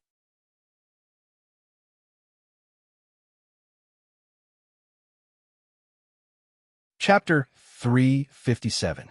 When he was almost done eating, Yu Qianshou put down his chopsticks and grabbed a white handkerchief to wipe his mouth. Zi looked at him and followed suit. She put down her chopsticks and grabbed the white handkerchief on the table. "Bill!" Yu Qianshou suddenly shouted. The Wu clan's people came to their senses and looked at each other. Zi felt strange and asked in a low voice, "Didn't you say someone is treating us?" "Treating?" "In your dreams. This table of dishes costs a lot of spiritual stones. You want to treat us?" Yu Qianshou said impatiently. He thought to himself, "This girl dares to undermine me at such a crucial time. I don't have any spiritual stones." He was like a child who had done something wrong. She then remembered that she had no money, but she ate his food. She blushed and said in a low voice, "How about you pay for me first? When I go back and see my master, I will ask him if he has any. I will pay you back then." Damn, is this cold humor? Who said that this girl had a one-track mind? She is clearly threatening me. Do I dare to let Nongzhu know about this? I will be tortured by that guy. Yu Qianshou's face twitched. He waved his hand and said, "Forget it. I will pay for you. You don't have to pay me back." After listening to their conversation, Wu Sihai finally understood. This girl in purple seemed to have a high cultivation, but she was as innocent as a piece of white paper. How could she resist Yu Qianshou's tricks? However, this also indicated a problem. The violet-clothed woman's words from before were probably true. Wu Sihai shook his head and smiled bitterly. "No need to pay. No need to pay. This meal is on me." Unexpectedly, Yu Qianshou did not appreciate it. He sneered and said, "Senior Wu, I don't object if you want to treat us. But let me make it clear first. This meal has nothing to do with the spiritual stones that your Wu clan owes me. You still have to pay me back." "Our Wu clan never said that we won't pay you back," Wu Sihai said helplessly. "That's good." Yu Qianshou stretched out his hand and said happily, "Where are the spiritual stones? Now get back to me." More than 60 million upper spiritual stones. How could I carry it with me all the time? Wu Sihai smiled bitterly and said, "Yu Qianshou, this isn't a good place to talk. You should follow me back to the Wu clan first. I will definitely give you a spirit stone." "I don't dare." Yu Qianshou scanned the Wu clan's elders in the room and snorted coldly. "Wu Zhenggang tried to kill me previously, and I still remember it clearly." Wu Sihai sighed and said, "It's purely a misunderstanding. Since it's already over, don't be so calculative for Shue'er's sake." "Snow? Wu Lixue? Why do you have to mention her out of nowhere?" Yu Qianshou looked at her suspiciously. Could it be that the adultery was exposed? Just at this moment, there was a cheerful noise coming from downstairs. Before he could see anyone, he heard a lady's crisp voice shouting, "Yu Qianshou, is that you?" Hearing this familiar voice, Yu Qianshou's expression changed instantly. Who else could it be if it wasn't Wu Lixue's voice? As expected, when the door was pushed open, Wu Lixue looked around with a face full of joy. She immediately saw Yu Qianshou, who was staring at her in a daze. Just as she was about to run over, she heard a slight cough from the side. When she saw her grandfather and the elders at the side, she immediately clenched her hands and stopped talking. She stood beside Wu Sihai obediently, but her eyes were filled with tenderness when she looked at a certain someone. At the same time, when she saw that there was a beautiful lady in purple next to Yu Qianshou, she couldn't help but have some doubts. The four Wu clan's elders weren't fools, and their faces were filled with doubts too. Wu Sihai coughed and spoke again. "Yu Qianshou, we can talk about everything clearly. This isn't the place to talk. You should make a trip to my Wu clan first." Yu Qianshou originally wanted to put on airs, but when he saw Wu Lixue's eyes that were filled with anticipation, he nodded helplessly. Quiet guest house. Wu Sihai said that he was going to gather spirit stones, so he asked Yu Qianshou to wait for a day. Then, he arranged for Yu Qianshou and Ziyi to stay here temporarily. Wu Lixue was rather daring. That night, she stayed in Yu Qianshou's room and didn't leave for the whole night. Since her family already knew about the matter between her and Yu Qianshou, she might as well not avoid it anymore. After all, a long absence makes the heart grow fonder. The next day, the man and woman who indulged themselves for the whole night only pushed open the door late in the morning. In the courtyard, the purple-clothed lady, who was already standing upright, slowly turned around and looked at the two of them suspiciously. "What were the two of you doing for the whole night? You didn't stop yelling." Wu Lixue's captivating redness immediately spread to her neck. She said in a low voice, "I'll go back first." After that, she quickly left. Yu Qianshou immediately rolled his eyes at Ziyi and said, "You won't understand even if I tell you. You'll understand when you yell endlessly." When he said that, Ziyi was even more confused. At this moment, Wu Liqing walked in from outside the courtyard. When he saw Yu Qianshou, he stopped on the spot with an indescribable expression. When Yu Qianshou saw him, he was also a little embarrassed. After all, he had slept with his friend's sister. Even if he was in the right, the two of them looked at each other for a while. In the end, Wu Liqing cupped his fists and said, "Brother Yu, my grandfather invites the two of you to the ancestral hall for a discussion." As he said that, his gaze paused on Ze for a moment. A hint of brilliance flashed in his eyes, and his originally tense expression gradually relaxed. The three of them arrived at the Wu clan's ancestral hall in silence. When they looked around, the entire ancestral hall looked brand new. It was obvious that it had been renovated after the fire. The main culprit, Yu Qianqiu, didn't feel that anything was wrong. What made him feel strange was that the Wu clan's ancestral hall, which never allowed women to enter, actually allowed Ze to enter. Inside the ancestral hall, there were many people. Even the 4 clan heads were there. It was obvious that they had rushed here overnight. Yu Qianqiu squinted his eyes. The 6 elders in the main hall attracted his attention. 3 of them were the 3 experts at the final stage of the tribulation passing stage that day, when he burned the Wu clan's ancestral hall. Seeing that Yu Qianqiu was staring at the 6 elders, Wu Sihai, who was in charge of this place, introduced them to him. It turned out that not only did the clan heads of the 4 clans come, but they also brought an elder at the final stage of the tribulation passing stage. The 3 elders that he knew were all elders of the Wu clan. The reason why the 4 clans rushed here overnight with such a huge lineup was naturally because they had received the news from Wu Sihai.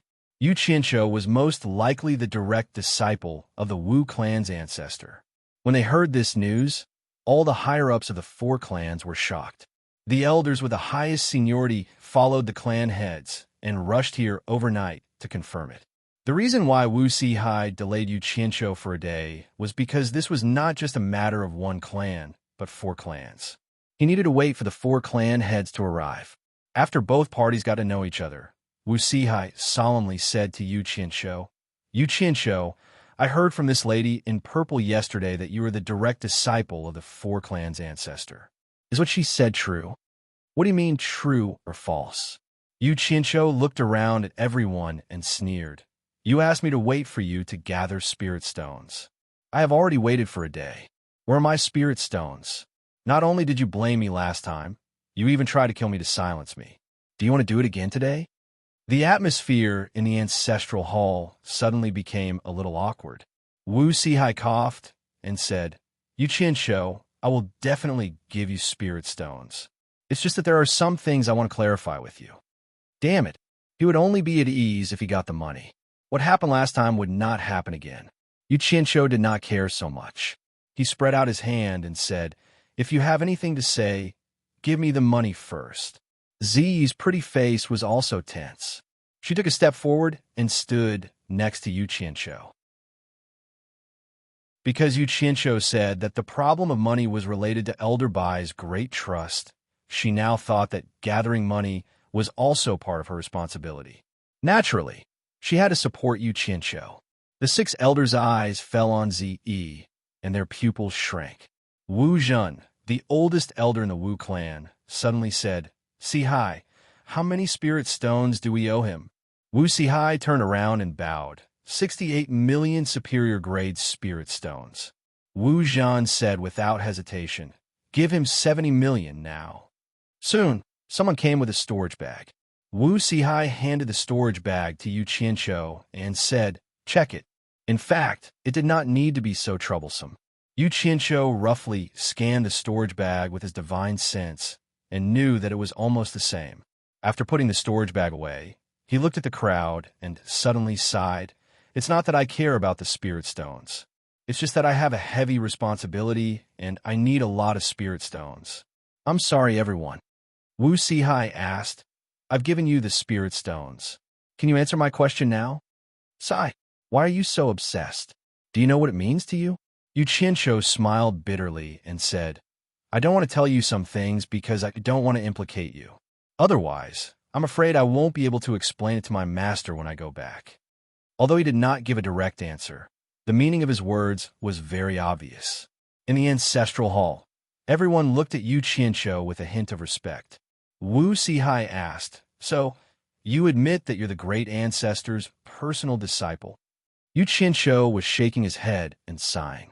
He was about to answer when he saw someone running in quickly and reporting to Wu Sihai, "Master, Daluo Sect Master Luo Qingtian has personally come to Hat Island and wants to see the master." He wants to see Yu Qianshou by name. Everyone's eyes turned to Yu Qianshou. Daluo Sect was the second-ranked sect in the Huaxia cultivation world. Its sect master Luo Qingtian had a high status. Now that he had come in person, it was probably not to see the Wu clan's master, but to settle the grudge between him and Yu Qianshou. At this time, 2 more people ran in from outside and reported to Wu Sihai, supporting Immortal Island's elder Dongfang Changgao seeks an audience with Patriarch, and Myriad Demons Temple's elder Qiu Yuan seeks an audience with Patriarch.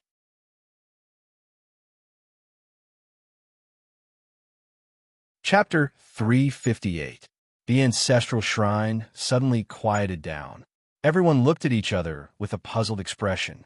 3 powerful figures from the cultivation world had come down. It was still reasonable for Luo Qingtian to come here at this time, but why did Dongfang Chang'ao and Xiu Yuan come here to join the fun? Everyone looked at Yu Qianshou. Could it be that this guy had formed an irreconcilable enmity with the number 1 sect of the righteous and devil sects? Wu Sihai looked at Yu Qianshou speechlessly. His idea that had been proven many times had been verified again. This kid really had problems wherever he went. Needless to say, Luo Qingtian represented the Daluo sect, and Dongfang Chang'ao and Xiu Yuan were definitely the representatives of the righteous and devil sects. Whenever the 2 sects wanted to deal with something in the cultivation world, the 2 of them would usually be the representatives. The 3 powerful figures came here when Yu Qianshou just showed up. It would be strange if they didn't come for this guy. Yu Qianshou, who was at the side, raised his brows and sneered without saying a word. He didn't care about the other 2, but Luo Qingtian was definitely here for him. The patriarchs of the 4 major families and the 6 elders exchanged glances and nodded as if they had made a decision. Wu Sihai walked to Yu Qianshou's side and said in a deep voice, "The Daluo sect master wants to see you." I'm afraid that Daluo sect's experts have already been set up around the Wu clan. It won't be easy for you to leave the Wu clan smoothly. If you nod and confirm that you are the direct disciple of the old ancestor, the 4 major families will protect you even if we have to fall out with the Daluo sect. No need. Yu Qianshou snorted coldly, and a disdainful aura suddenly burst out. He looked around and said coldly, "A mere Daluo sect master doesn't need to use my master's name to protect his life. Zi, let's go and meet that Luo Qingtian."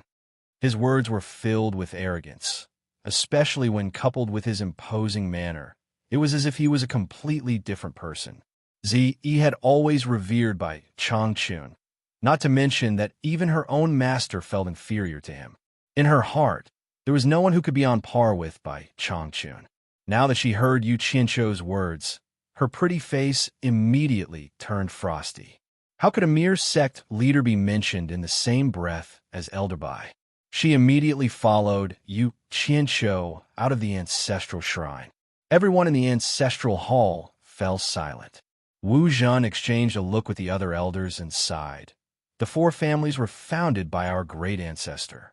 How can we sit back and watch our great ancestor's direct disciple get into trouble? We old guys are here to watch. You 4 represent the 4 families to protect him. The 4 clan heads accepted the order and followed out. At the same time, 10 Wu clan elders also nodded and followed. The Wu clan's residence was only separated by a river from Hat Island. Yu Qianshou and Zi walked to the top of the arch bridge. Looking around, there were already many people gathered on the other side of the bridge to watch the show. However, there was a large empty space near the bridge with only a few people standing there.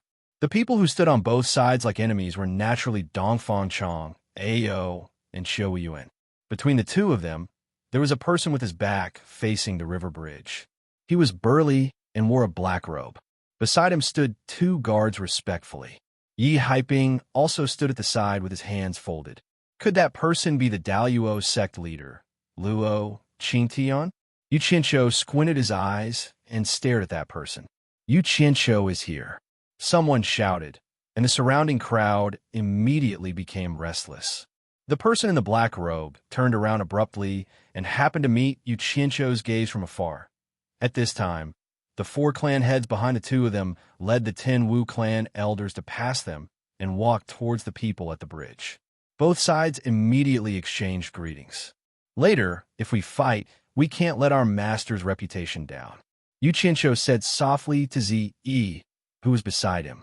He didn't forget to add, my master always kills when he can. He won't let a single one of them go. Zi nodded with a firm gaze. Yu Qianqiu could be considered to have grasped her pulse. Everything was related to Bai Changchun, and he guaranteed that she would listen to him obediently. This girl was Bai Changchun's hardcore fan. When the 2 of them walked to the bridge, they saw Qiu Weiyuan walking towards them. He laughed loudly and said, Brother Yu, long time no see. Senior Qiu. Yu Qianqiu walked over and cupped his hands in greeting enthusiastically. Qiu Weiyuan saw Zi beside him and was stunned. He said, could she be brother's confidant? No. Zi denied it coldly. Qiu Weiyuan wanted to make fun of them, but when he saw that Zi's cultivation was higher than his joke got stuck in his throat. He was just a little curious. How come he had never seen a woman with such cultivation before? Senior, why are you here? Yu Qianqiu asked. Nothing. Qiu Weiyuan turned his head and looked at Luo Qingtian and Dongfang Chang Ao with a smile. He said, first of all, I'm here to watch the show. Secondly, I heard that brother appear in the Wu clan, so I came here to ask if brother is interested in joining my 10,000 demons. As soon as he said this, Luo Qingtian's gaze collided with Qiu Weiyuan's. The former stopped his conversation with the 4 major clans' patriarchs and walked over slowly. He looked at Yu Qianqiu and asked, You are Yu Qianqiu? Luo Qingtian was a strong old man with dark hair and 2 slanted snow-white eyebrows. His eyes were cold and steady, and he exuded the aura of a superior. Yu Qianqiu looked at him and replied indifferently, Yes, I am. May I know why Sect Master Luo wants to see me? Yu Qianqiu, do you think you can pretend to be ignorant today? Luo Qingtian shouted in a deep voice. A faint tyrannical aura was emitted from his body, and it seemed like he would make a move at any time. At this moment, the 4 patriarchs exchanged glances and walked over together. They stood behind Yu Qianqiu, and the atmosphere was self-evident. The surrounding crowd was in an uproar again. The 4 major clans were showing their attitude to stand on Yu Qianqiu's side. Didn't that mean that they were going to be enemies with the Daoyuo sect? Qiu Wen, who was smiling silently at the side, had his eyes lit up. He chuckled and said, Interesting. He moved his feet and actually stood side by side with the 4 patriarchs. It was normal for evil Dao and righteous Dao to go against each other. Luo Qingtian ignored Qiu Weiyuan and glanced at the 4 patriarchs coldly. He said in a deep voice, Are the 4 major clans going to be enemies with the Daoyuo sect? We don't dare. Wu Sihai cupped his fists and said, Yu Qianqiu is a guest invited by the 4 major clans. The 4 major clans will not let anything happen to the guest in our territory. It was very clear that the 4 major clans were going to protect Yu Qianqiu today, even if it meant going against the Daoyuo sect. Luo Qingtian's snow-white brows pricked up, and the atmosphere instantly became tense. Dongfang Chang'o walked over and said, China's cultivation world is in a crisis now, and it is time for us to defend against external enemies together. All the sects must not have internal strife. I will represent supporting Immortal Island to advise everyone to discuss this. Luo Qingtian turned back and took a glance before saying coldly, Could Elder Dongfang be stopping me from taking revenge for my son? Dongfang Chang Ao waved his hand and said, Sect Master Luo is mistaken. I heard that Sect Master Luo is going to visit the Wu clan personally, so I was immediately sent here. Before I came, my supporting Immortal Island Sect Master had instructed me repeatedly that if it is a personal grudge, supporting Immortal Island will not interfere.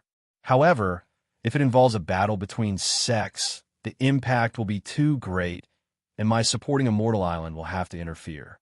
Dongfang Chang Ao, are you using supporting Immortal Island to pressure me? Do you really think that I am afraid of your supporting Immortal Island? Luo Qingtian shouted in a deep voice. Sect Master Luo, please don't misunderstand. It is just that the cultivation world is in a crisis now, and you should be clearer than me. At this moment, we really should not expand our personal grudges. I hope that Sect Master Luo will reconsider. Dongfang Chang AO persuaded. All right. Luo Qingtian suddenly pointed at Yu Qianshou and shouted, I will abandon my position as Sect Master and settle my personal grudge with him. Will he agree? Dongfang Chang AO frowned slightly and looked at Yu Qianshou. Yu Qianshou, what do you think? Before Yu Qianshou could reply, he took a step forward with a cold expression and spoke to Luo Qingtian coldly. You are the Daluo Sect Master? Are you tired of living? A young woman actually dared to speak to the Daluo Sect Master in such a manner. Everyone was shocked, and when they realized that they couldn't see through Zi's cultivation, they were all speechless. Zi, come back. Yu Qianshou gently pulled Zi's arm and said with a faint smile, since someone pointed at my nose and challenged me to a duel, how can I retreat? Let me meet the world-renowned Daluo Sect Master.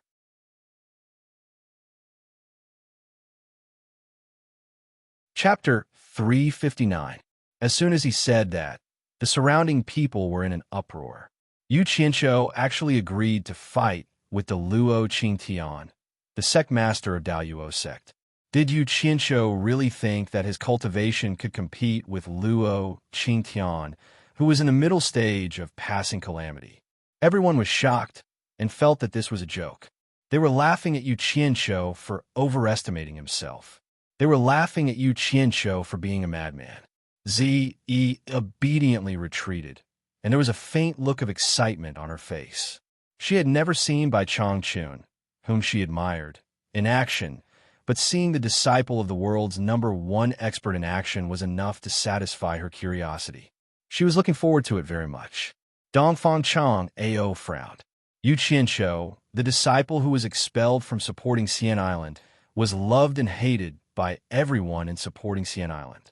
It seemed that they loved him more because he did not do anything excessive to supporting Xian Island. He was even appreciated by the older generation of supporting Xian Island. At a young age, he made a big name for himself in the cultivation world. To be honest, the people of supporting Xian Island were proud of him, and the disciples of the younger generation even idolized him. With such a talented and outstanding disciple, he was already included in the list of disciples that the supporting Immortal Island would focus on nurturing. It was believed that in a few years, the supporting Immortal Island would have a resounding figure in the cultivation world and add glory to the island. However, because of the Azure Light sect that had already been destroyed, Yu Qianshou, who contradicted the sect master, was expelled from the sect by Feng Xiangtian in a fit of anger. After this incident, many people in supporting Xian Island felt that it was a pity. However, in order to maintain the prestige of the sect master, no one mentioned this matter again. However, after the extermination of the Azure Light sect, Yu Qianshou used his self-created Starflame Fire technique outside the 100 Flowers Valley to make a name for himself in the cultivation world. This matter caused a stir in the supporting Immortal Island. The entire supporting Immortal Island was talking about it. Many people began to mention Yu Qianshou again. Some even suggested to recall Yu Qianshou back to the supporting Immortal Island. These people's reason was that Yu Qianshou was expelled by Ong Kwangsung. Now that Ong Kwangsung was dead, no one would pursue the past, so it was possible to recall Yu Qianshou back to supporting Xian Island. For this matter, Ma Jugu personally went to Feng Xiangtian to plead for leniency. Ma Jugu said, it's true that Yu Qianshou was in the wrong, but now that Ong Kwangsung is dead, and his exposure of the father and son of the Yin clan contributed to supporting Xian Island, it can be seen that he still has supporting Xian Island in his heart. At the same time, his exposure also contributed to the entire cultivation world. This is the most suitable excuse to recall Yu Qianshou back to supporting Xian Island. However, Feng Xiangtian was worried that Yu Qianshou had killed the Daluo sect master's son and a group of disciples outside the 100 Flowers Valley. In the end, Ma Jugu said bluntly, many people in the cultivation world witnessed what happened. It was clearly Daluo sect who provoked Yu Qianshou first. Moreover, Both sides agreed not to pursue the other side's responsibility afterward. Moreover, Yu Qianshou relied on his low cultivation and outnumbered them. Daluo Sect has nothing to say about this. If it weren't for Yu Qianshou being alone in the cultivation world, Daluo Sect wouldn't have broken their promise to retaliate. Ma Jugu also said, if Daluo Sect really doesn't let this matter go, I will personally go to Daluo Sect and reason with those old guys. I don't believe that Luo Qingtian can cover the sky with one hand in Daluo Sect. After the conversation, Feng Xiangtian didn't agree because of his reputation, but Ma Jugu promised him that she would think of a way to make Yu Qianshou's return not tarnish the sect master's reputation. So Feng Xiangtian acquiesced. However, while supporting Immortal Island was searching for Yu Qianshou seemed to have disappeared from the cultivation world. Some people even speculated that Daluo Sect might have secretly found Yu Qianshou and killed him. If Daluo Sect did this openly, they would be suspected of breaking their promise. Although most people wouldn't say it, the truth was the truth. Because of Yu Qianshou's disappearance, this matter was almost forgotten by everyone. However, just yesterday, news suddenly came from Hat Island that Yu Qianshou had made an appearance and was personally brought to the Wu clan by the clan leader. This news quickly spread throughout the entire supporting Immortal Island. As a result, supporting Immortal Island's most senior consecrator, Ma Jugu, the former sect master, Guan Dinghai, the Cultivation Pavilion's principal elder, Osihai, the Alchemy Pavilion's principal elder, Guan Weiwu, the Myriad Fragrance Garden's principal elder, Ferdinand, and the others all went to find the sect master. At that time, Feng Xiangtian was telling Dongfang Chang Ao some things. When such a group of people suddenly came to find them, the two of them were shocked. They didn't expect that Yu Qianshou, who had left supporting Immortal Island for many years, would have such a great influence on the island. Feng Xiangtian didn't say anything. This was something he had tacitly agreed to in the past. Moreover, after Yu Qianshou returned to supporting Immortal Island, even if he didn't contribute his own mysterious fire art, it would still become a product of supporting Immortal Island. This was also a great merit for him as the sect master. As a result, he immediately ordered Dongfang Chang'ao to carry out this matter. At the same time, Feng Xiangtian immediately thought that the Daluo sect might also make a move. He carefully warned Dongfang Chang Ao and told him to act according to the circumstances. Before Dongfang Chang Ao left, he asked the others, if Yu Qianshou doesn't want to return to supporting Immortal Island, what should I do? The others immediately fell silent. From the beginning to the end, it was supporting Immortal Island's wishful thinking. They never considered Yu Qianshou's thoughts. In their minds, supporting Immortal Island was the #1 sect in the world. Who didn't want to attach themselves to it? How could they refuse it? However, Yu Qianshou always did things his own way and often did things that were out of line. It wasn't like they hadn't seen it before. What if he didn't want to return? They couldn't just kidnap him. What was the point of that? After a moment of silence, Ma Jugu suddenly smiled. She seemed to have thought of a solution. The others revealed inquiring expressions. Ma Jugu smiled and said, back then, I could see that this boy was different from ordinary people, so I showed him some kindness. In return, he owed me a promise. I originally had another use for this promise, but now it seems that I might have to use it on him. Changao, try to persuade him to return. If he doesn't come back, ask him if he still remembers the promise he made to me. Tell him that I want him to come to supporting Immortal Island and fulfill the promise he made to me in the past. Since there is such a thing, it would be easy to handle. Dongfang Chang Ao received the order and rushed here overnight. However, what happened in front of him was beyond his expectation. He said those polite words to buy some time for Yu Qianshou. As long as Yu Qianshou agreed to return to supporting Immortal Island, he would have a way to bring Yu Qianshou back to supporting Immortal Island. After all, the strength of the world's #1 sect wasn't just for show. Once Yu Qianshou went to supporting Immortal Island and confirmed his identity as a disciple of supporting Immortal Island, Ma Jugu, who had made a guarantee, would naturally come forward to deal with the following matters. Presumably, she would have a way to restrict Luo Qingtian. But who knew that when Luo Qingtian issued a challenge, Yu Qianqiu actually agreed to it without any hesitation. Dongfang Chang, AO, was suffering in silence. He had just said in the name of supporting Immortal Island that he wouldn't intervene in their personal grievances. He couldn't slap supporting Immortal Island's face in front of so many people, right? But if he didn't intervene, how was he going to explain to the people in his sect when he returned? Now that things had come to this, he could only choose an opportunity to act. Dongfang Chang Ao stepped back speechlessly. Qiu Yuan smacked his lips and really didn't know what to say. In fact, he was also appointed by the 10,000 demons to deal with Yu Qianqiu, but his idea was quite different from that of supporting Immortal Island. They were interested in Yu Qianqiu's mysterious fire art that could kill people of a higher level. As long as they recruited Yu Qianqiu into the 10,000 demons, there was no need to worry that they wouldn't be able to get something out of him. However, as Dongfang Chang Ao said, now is the time for internal strife when there were foreign enemies invading. What's more, in order to deal with the foreign enemies, the orthodox and devil sects of the entire cultivation world had put aside their prejudices and temporarily formed an alliance. Now, the Cultivation Alliance was not only made up of the orthodox sects, but also the devil sections. The current situation was that no matter how much hatred they had in the past, they had to let it all go now. Anything else could wait until the foreign enemies were defeated. At that time, no matter what they wanted to do, they wouldn't violate the taboo of the Chinese cultivation world. In secular terms, it was the national righteousness. This was something that no one could afford to offend, regardless of whether it was the orthodox or the devil.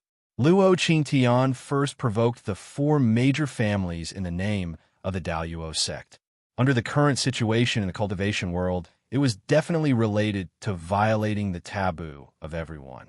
Qiu Wen immediately stood on the side of the four major families without hesitation and took the opportunity to support Yu Qianqiu, who knew that once Dongfang Chang Ao intervened, the little lunatic Yu Qianqiu actually gave up the protection of the four major families and wanted to fight one-on-one with Luo Qingtian. Did he really think that Luo Qingtian was as easy to scare as Yu Xianxian? Wasn't he courting death? In this way, not to mention Dongfang Chang Ao, even Qiu Yuan couldn't intervene anymore. The masters of other sects all followed the rules, so there was no reason for him, Qiu, to intervene at this time.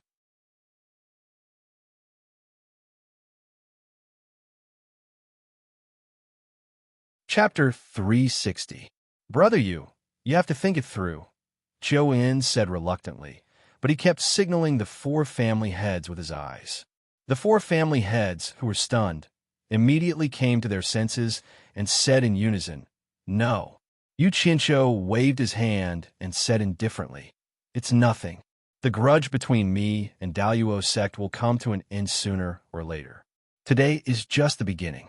If the four family heads really agree with my identity, then don't stop me and step back." Zi. Hearing the call, Zi immediately understood Yu Qianqiu's intention. Her delicate body stood between him and the four family heads, her pretty face expressionless. "Yu Qianqiu, if something happens to you, how are we going to explain it to the elders? How are we going to?" Wu Sihai was a little anxious and almost said the great ancestor. Although he didn't say it out loud, the eyes of the people around him flickered.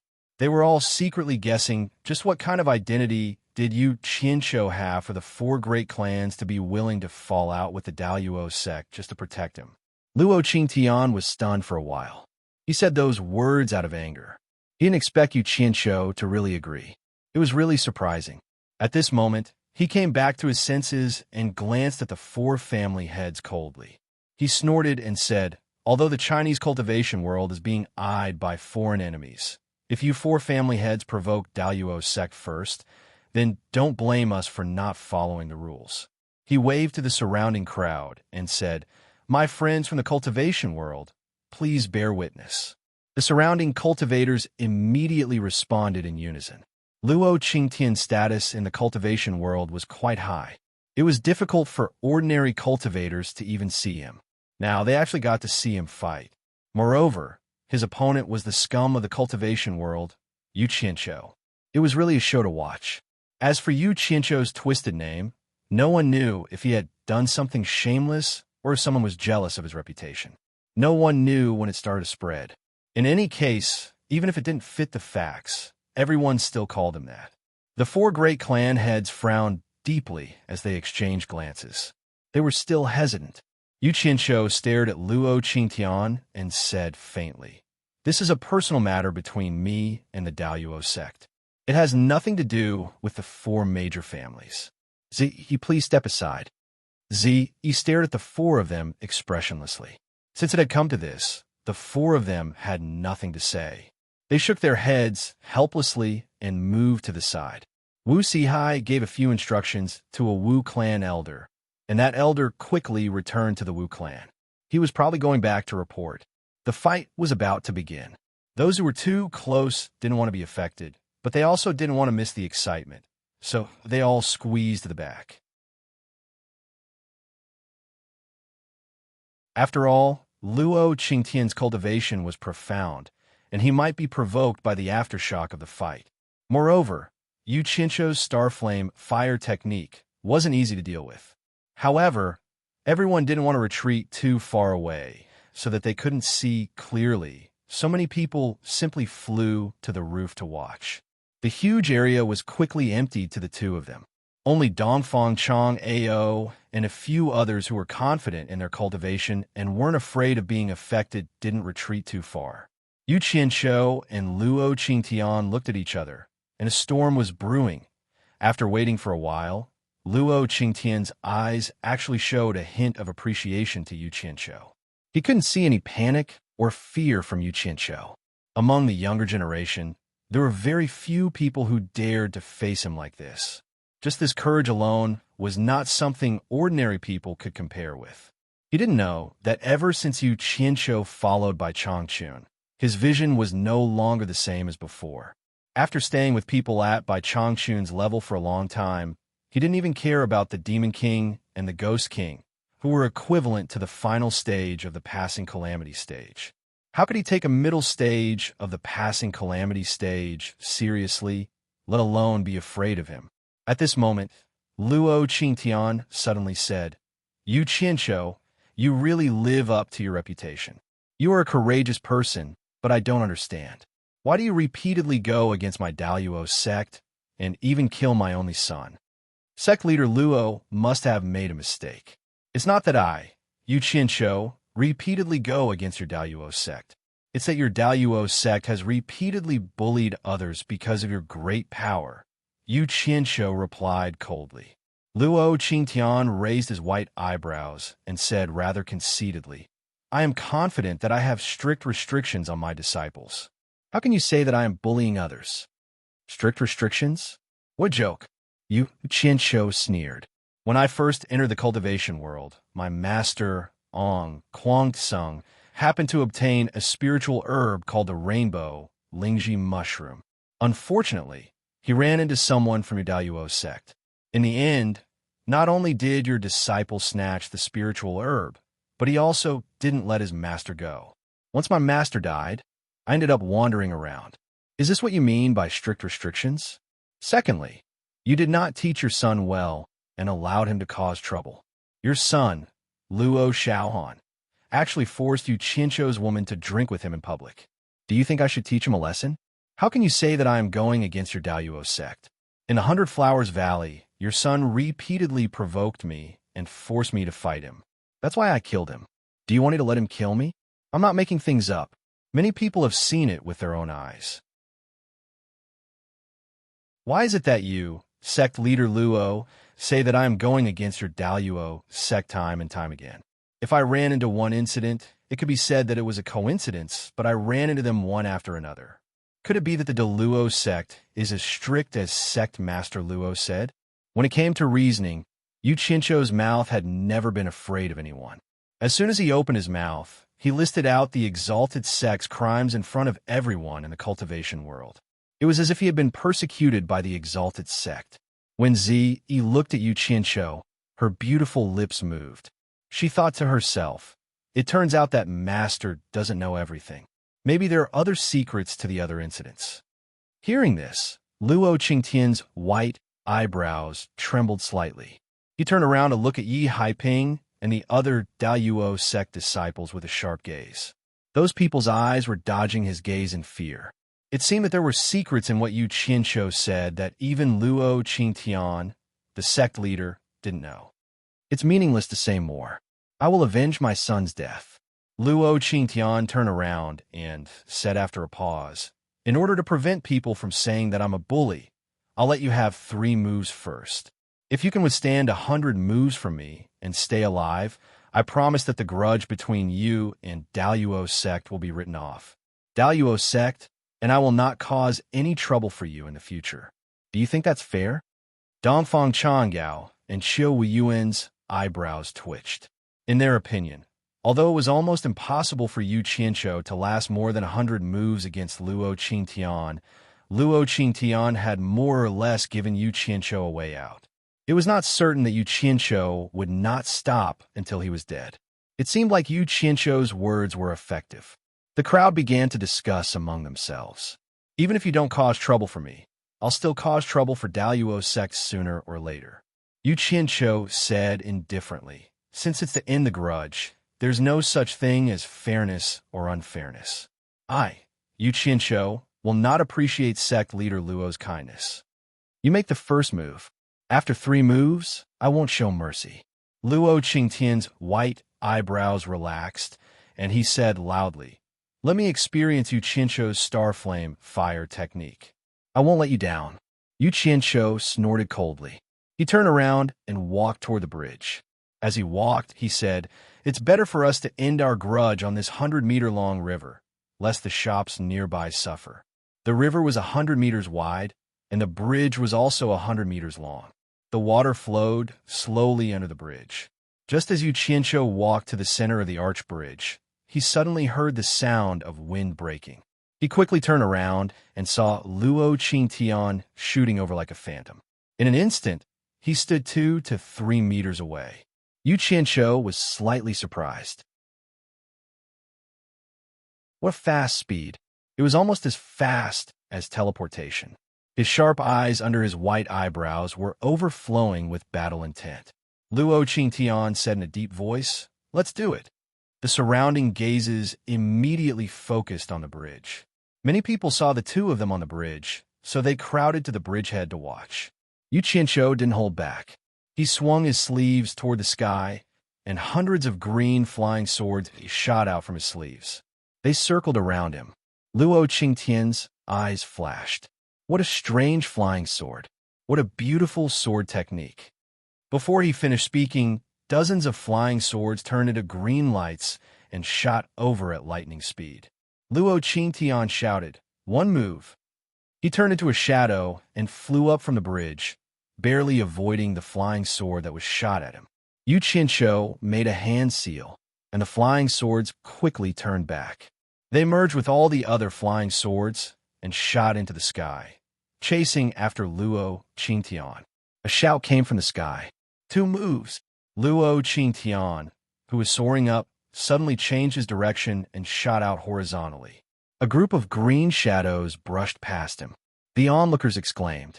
While flying at such a high speed, he didn't stop and suddenly change his direction. Moreover, he didn't slow down at all. He really deserved to be the famous Daoyuo sect leader. His cultivation was indeed extraordinary. Even Qiu Weiyuan couldn't help but praise Luo Qingtian. You're really good. Damn it. Even the flying swords couldn't catch up with him. This old guy's speed was too abnormal. Yu Qianqiu narrowed his eyes. They were both in the middle stage of tribulation passing, but the difference between He Li and Luo Qingtian wasn't just a little bit. At least He Li didn't have this ability. He made a hand seal, and the hundreds of flying swords in the sky turned into pillars. Like flying dragons in the sky, they chased after Luo Qingtian. 3 moves. Luo Qingtian shouted in the sky, and his body suddenly fell down. He dodged the flying swords as fast as a meteor and shot towards Yu Qianqiu in the middle of the bridge. 3 moves were over, and it was time for Luo Qingtian to make his move. The onlookers below immediately worried for Yu Qianqiu. As the figure whistled over, Yu Qianqiu opened his arms. Green flames suddenly burst out and instantly spread to both ends of the bridge. The sudden high temperature almost instantly turned the 100-meter-long bridge into ashes. The two onlookers who were closer to the bridge were shocked on the spot, and they quickly escaped from the bridgehead. The horrifying high temperature was simply terrifying. Two green flames flashed in Yu Qianqiu's eyes. He raised his head and slapped his palm towards Luo Qingtian. A thick green fire dragon welcomed the oncoming person. Luo Qingtian, who was attacking downwards, was also shocked. He had never seen green flames before. Before he arrived, he could already feel the soul-stirring high temperature. A white protective upstanding qi burst out from his body in an instant, enveloping his whole body as he dove straight into the green flames that were coming at him. The onlookers below were dumbfounded as they waited for the result. Who knew that Luo Qingtian, who had just rushed into the green flames, would turn around and fly back in the blink of an eye? He flew directly into the sky. Ziyi, who was below, suddenly smiled sweetly. She thought to herself, this person definitely doesn't know how powerful Yu Qianqiu's green flames are. I'm sure he'll suffer a loss. Even I, who has the cultivation of a late stage of tribulation passing, can't bear it. How can a mere middle stage of tribulation passing be able to bear it?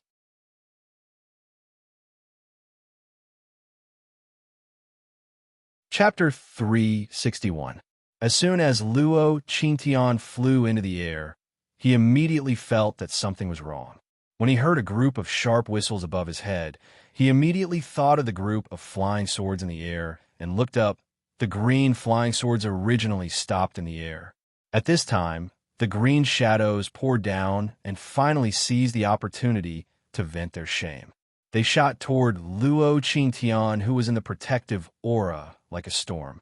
Such a thrilling attack scene made a lot of people below worry for Luo Qingtian. With the protective aura on his body, he definitely couldn't escape as fast as before. Bang! Luo Qingtian's shout suddenly sounded in the air, followed by a loud bang in the air, like a thunderbolt. The white stellar energy on his body suddenly exploded, and the hundreds of green flying swords that were hurtling towards him were instantly blown into pieces and scattered everywhere. Self-destructing the protective aura. The people watching the battle below were in a commotion. Everyone couldn't understand. Could it be that Luo Qingtian's protective aura couldn't block the attack of Yu Qianqiu's flying swords? He had to use a method that consumed a lot of qi, self-destructing the protective aura.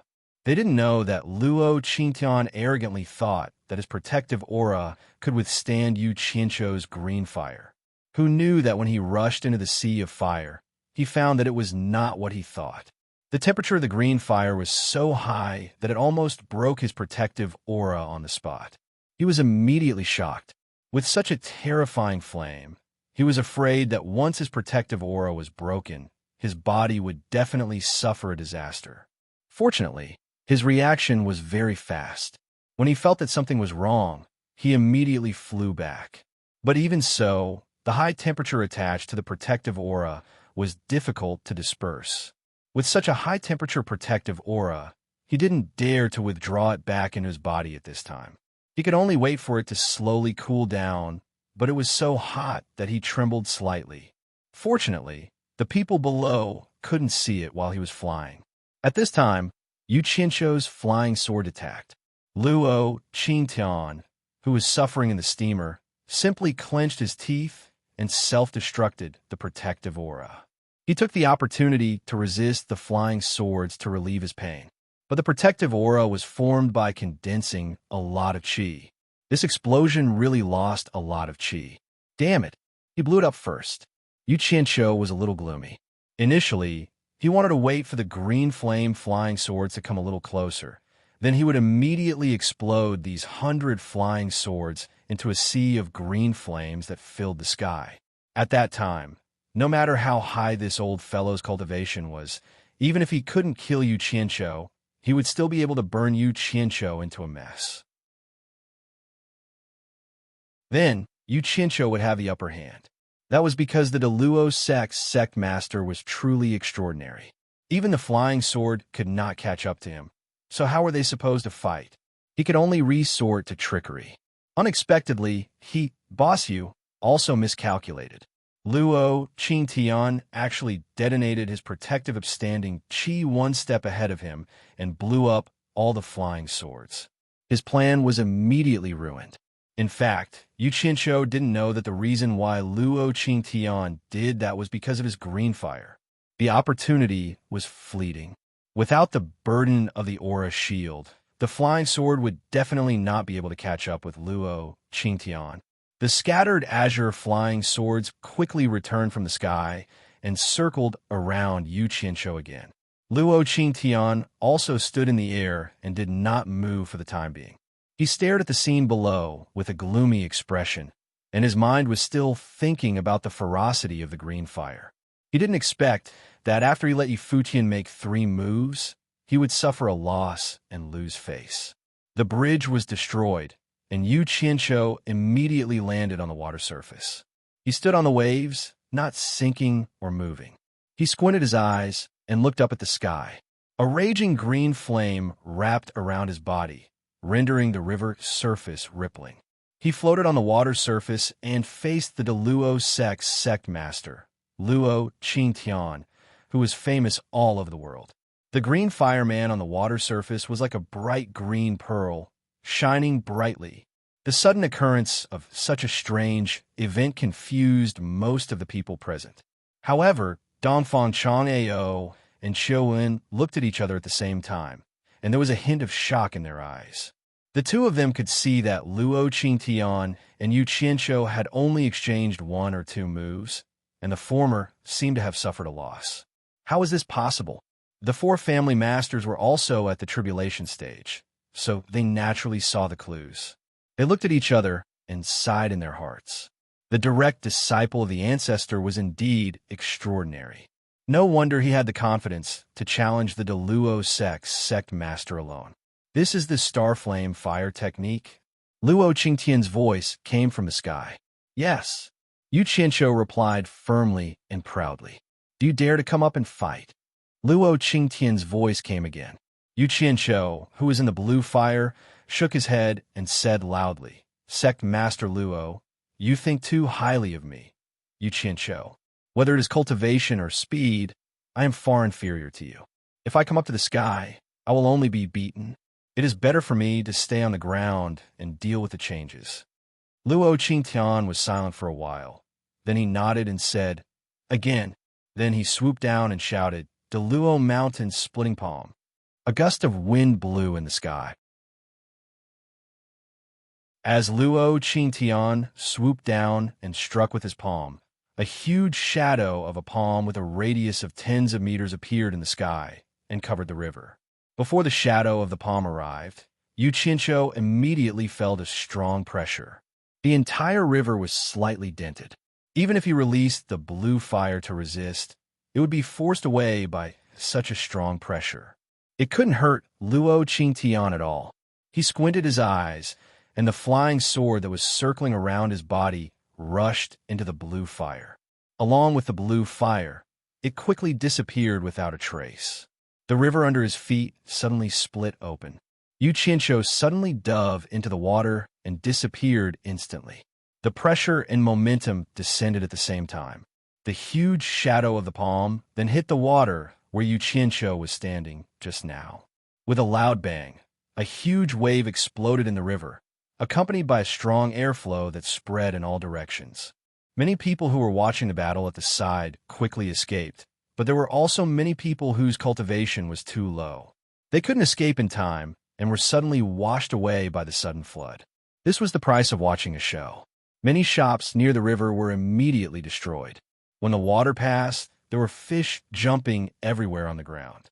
Of course, cultivators like Dongfang Zhongyao immediately released their protective upstanding qi, which acted like a pillar in the middle of a raging river, withstanding the sudden attack of the flood. Luo Qingtian stopped at a low altitude. His sharp eyes under his white eyebrows were like torches, and he quickly looked down. The power of his palm instantly made a section of the river dozens of meters deep to see the bottom, and then the water violently converged and flowed again. This moment was enough for him to see the situation below clearly, but there was no Yu Qianshou under the water. No one knew where he was hiding. After waiting for a while, Yu Qianshou still didn't come out. Several people who stayed on the shore suddenly showed some suspicious expressions. Yu Qianshou chose to fight in the river. Could it be that he was good at swimming and had already prepared to escape? Only Zi looked at the river calmly.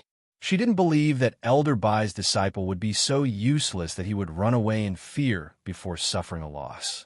Luo Qingtian, who was low in the air, seemed to be impatient.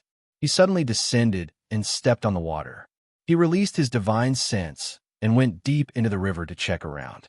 His action of descending to the river was probably to lure Yu Qianshou out. In fact, when Yu Qianshou saw the incoming palm, he knew that he couldn't resist it with his cultivation. So he simply dived into the river and used the water spell to quickly escape far away to avoid the disaster. This was why he chose to fight on the river.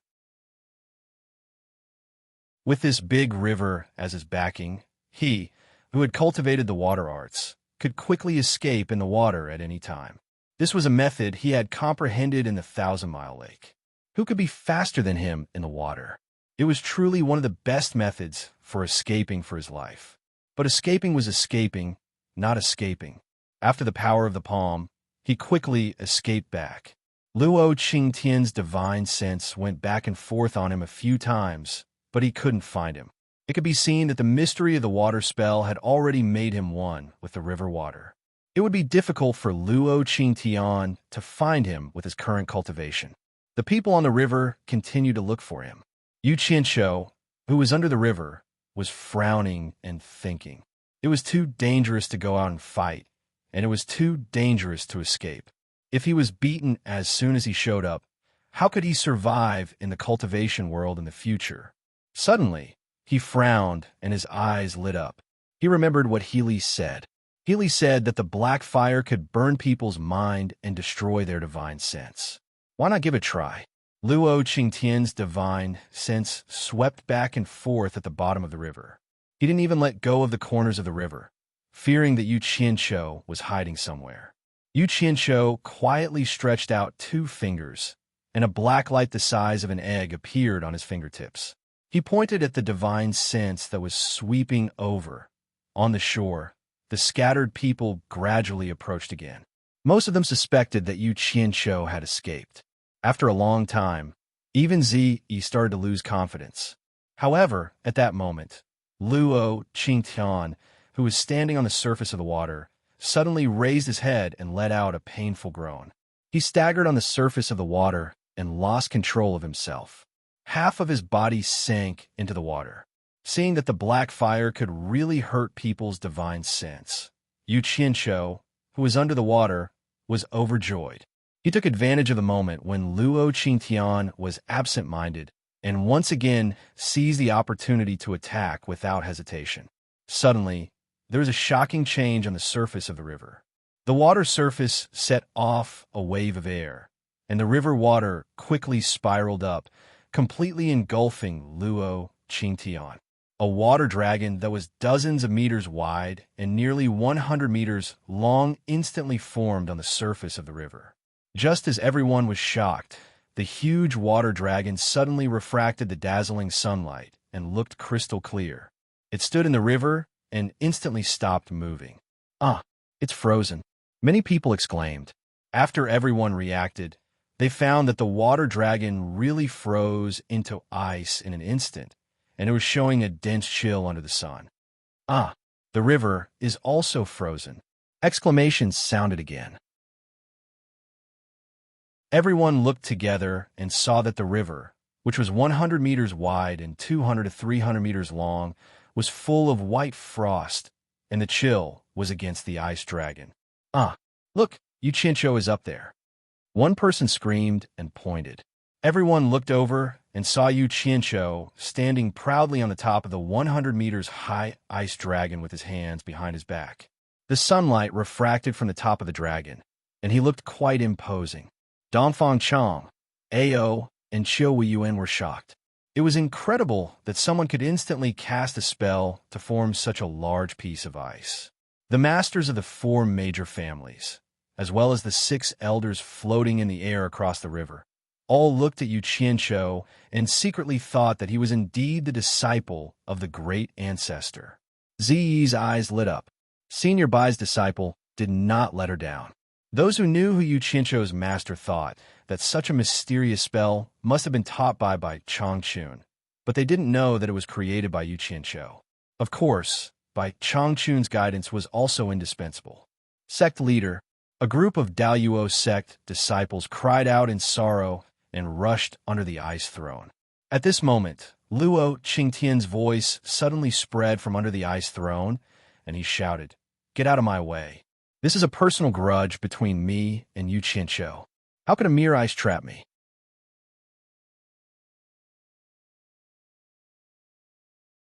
Chapter 362. Several figures stopped upon hearing the voice and stayed on the ice surface. Luo Qingtian's voice came from the ice again. "Step back." The Daoyuo sect disciples didn't dare to hesitate anymore and quickly returned to the shore. Yu Qianqiu looked at the ice thrown below from the top of the ice dragon. He knew that it was difficult to trap an expert with such cultivation, but he could step on the Daoyuo sect leader today. Even if he lost later, it would be a glorious defeat. The eyes of the spectators on both sides of the river were also focused on the place where Luo Qingtian was trapped. Ah! A dull sound came from below the ice dragon, followed by a creaking sound. Cracks began to appear on the ice thrown below, destroying the beauty of the entire ice dragon. The cracks began to spread to the body of the ice dragon. Bang! There was a loud noise, and the entire ice surface and both sides of the river trembled. The base of the ice dragon exploded instantly, and a figure shot out from below. The power of this explosion was extremely great. In order to escape, Luo Qingtian resisted the heavy pressure and used all his cultivation to make the explosion. The power could be imagined. Huge ice pieces shot out in all directions, and the onlookers on both sides of the river suddenly scattered. Those with low cultivation were already scared to the point that their faces turned pale. Under such power, not to mention the people, even the houses on both sides would be destroyed in an instant. At this moment, Dongfang Chang'ao and Qiu Weiyuan tacitly flashed and stood by the riverside. At the same time, they pushed out their palms with great cultivation.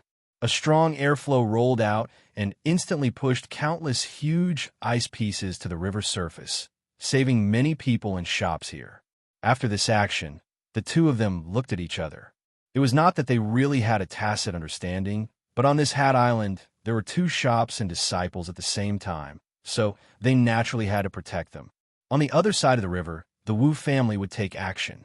The surface of the frozen river was full of holes because of the exploding ice cubes. Under the ice throne, there was an ice pit at the place where Luo Qingtian escaped. After the huge ice dragon lost its base, it was about to collapse. Who knew that the bottom of the ice dragon just happened to correspond to the ice pit and was stuck there? Surprisingly, it was still standing on the ice river. However, the ice dragon was already shorter, and its body was covered in cracks. It could collapse at any time. Luo Qingtian stood on the ice surface dozens of meters away and looked up.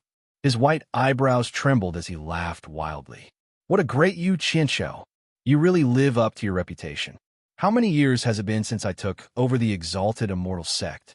This is the first time someone has forced me into such a sorry state. This old man has finally seen the world today. My son dying in your hands is not an injustice." It had been a long time since he had a free fight. Who would have thought that he would be able to have a good fight with a junior today? "Yu Qianqiu, do you still dare to fight?" The voice spread out in all directions. There's something wrong with this old thing's brain. He's speaking incoherently. You're the one at a disadvantage. I should be the one asking this question. Yu Qianqiu stood on the shorter ice dragon and spat out 2 words in a sonorous voice. "I'll accompany you." As the saying goes, the livelier a place is, the more attractive it is. Once you look, there will be something interesting to watch, and the people who have dispersed will return to the shore without fear of death. Sword come. Luo Qingtian stretched out his hand towards the shore and shouted. The guard who was carrying his sword on the shore immediately held the sword with both hands. Luo Qingtian formed a claw with his hand, and with a clang, the sword was unsheathed and quickly shot into his hand. Qiu Wen glanced at Dongfang Chang Ao beside him and said, "The sword of the exalted immortal Sect masters is a high-grade, offensive Dharma treasure. If Luo Qingtian pulls out the sword, I'm afraid Yu Qianqiu will be in danger."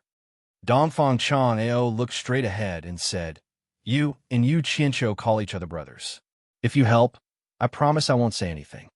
Although one of them was a righteous and the other a demonic, they often met on different occasions and did not get along well with each other. Qiu Wen rolled his eyes and stopped talking. He was too lazy to find trouble for himself. Luo Qingtian's sharp eyes under his white eyebrows glanced at the clear sword body with pity. Instantly, he became full of battle intent and laughed loudly. "I thought it was enough to deal with a junior empty-handed. I didn't expect you, Yu Qianqiu, to have cultivated such a mysterious spell that you can actually force me to pull out this sword." The ice dragon under Yu Qianqiu's feet was not evenly distributed, and there were more and more cracks. It could fall any time, but Luo Qingtian always had endless things to say. Yu Qianqiu said angrily, "Old man, you talk too much nonsense. Are you going to fight or not? If not, I'm going back to sleep." Luo Qingtian was speechless and stunned. This was the first time someone dared to talk to him, the exalted immortal sect master, like this. Despite Luo Qingtian's noble status, many people in the crowd couldn't help but laugh out loud. Dongfang Chang, Ao, and Qiu Weiyuan looked at each other with a strange expression. The four family heads of the four major families were full of admiration. On Ziyi's pretty face, there was already a sweet smile. She was looking at the man on top of the ice dragon with admiration. Luo Qingtian was immediately angered by this sentence. He shouted, "Ignorant junior, how dare you!" The long sword in his hand slashed out a sword energy. As the sword edge slashed out, it formed a crescent silver-white cold light and shot out quickly. Bang! Ice shards splashed everywhere. The sword energy directly cut the ice dragon in half, and the upper half fell down. Yu Qianqiu waved his sleeves and threw out a green flying sword. He flipped over and jumped up from the ice dragon, landing on the flying sword. As soon as his feet landed, there was a whistling sound, and a sharp sword energy rushed towards him. At the same time, the ice dragon that was cut in half finally collapsed. Yu Qianqiu rode his sword and dodged quickly. The sword energy brushed past him, stirring up a strong wind, and flew into the sky. Luo Qingtian's face was gloomy. The sword in his hand slashed dozens of times, and the sword energy immediately formed a sword net that covered the sky. The people who were worried about Yu Qianqiu changed their expressions. Ziyi had a piece of purple-black bamboo in her hand. She was ready to teleport to help at any time. Yu Qianqiu squinted his eyes. The distance was too close, and it was too difficult to get through the gaps in the sword net. Moreover, the sword net was too wide. With his speed, it would be equally difficult to escape. He thought for a moment, then turned around and rode his sword straight into the sky. The sword energy that formed a net chased after him. In the blink of an eye, after a few hundred meters, Yu Qianqiu flew backward and successfully passed through the expanding sword energy net. How could he always be suppressed by others and not fight back? If he didn't make a name for himself today, then when would he fight? Yu Qianqiu's eyes were cold. He shouted, "Hi," and opened his arms as if he was summoning something between heaven and earth. The group of people below was glad that he was out of danger. When they saw him doing this again, they were wondering what he was going to do. Suddenly, their expressions changed. In an instant, the sky darkened. The water rippled in the sky, and the range was a few hundred meters. It was right above Yu Qianqiu's head. Yu Qianqiu opened his arms and stared down fiercely. This was going on. There was a cry of surprise from below. A lake actually appeared in the sky out of nowhere. Dongfang Chong Ao and Xiao Wen looked at each other and said in surprise, "Water spell." Ziyi's eyes sparkled. She felt that it was a worthwhile trip to see such a mysterious spell. The people from the 4 major families all opened their mouths and looked at the sky in disbelief. "Hi!" Yu Qianshou shouted again. He raised his arms in the air and turned. A large area of water in the air gradually rotated. It rotated faster and faster, like a tornado in the air. The momentum was really amazing. Now he finally understood what his master had said. He could control the source of heaven and earth, so it was indeed easier for him to use some techniques. Otherwise, with his own cultivation, he would not be able to withstand such a large pool of water in the air, let alone control it. Luo Qingtian looked at the sky, and his pupils shrank. He also didn't understand what Yu Qianshou was going to do. He couldn't drown himself with a pool of water, right? Go! Yu Qianshou pointed his finger at Luo Qingtian below. The water whirlwind above his head immediately shot out water arrows. When they passed by Yu Qianshou, they immediately turned into ice thorns with cold light, whistling down. "Oh my God, what kind of spell is this?" Someone below exclaimed. Dozens of ice thorns flew over rapidly. Luo Qingtian did not care about these things. He was afraid that Yu Qianshou had made such a big commotion, so he should not only have these tricks up his sleeves. He dodged it immediately. Tut tut tut. Dozens of ice thorns pierced deep into the ice, and some of them were smashed into pieces. However, what followed was not just dozens of ice thorns, but hundreds of them. Luo Qingtian shouted, "Is this all you've got?" He didn't dodge anymore. The long sword in his hand stirred up sharp sword chi in the air. In an instant, ice chips flew everywhere, and they were reflected by the sunlight into a colorful and dazzling scene. Yu Qianshou seemed to be addicted to it. The ice thorns flew wildly, as if he wouldn't be satisfied until he squandered the pool of water above his head. Indeed, no matter how much water there was, it couldn't be squandered like this. Everyone didn't understand why he was doing such a useless thing. He really couldn't do anything to Luo Qingtian. Looking around, the sky above the river was shrouded by the enchanting colors of the ice, dust, and sunlight, and the sound of the sword chi breaking the ice was endless. The water in the sky was exhausted, and with the last wave of ice thorns, hundreds of green flying swords suddenly appeared around Yu Qianshou, protecting him as he rotated like a cone. He carried the flying swords and followed the last wave of ice thorns, shooting towards Luo Qingtian below. Everyone immediately realized that the previous big movement was just a cover-up. It seemed that the final killer move was still on this weird flying sword. The Daluo Sect disciples were afraid that the sect leader would be blinded by the ice dust and suffer losses. One of them exclaimed, "Be careful, sect leader, it's a trap."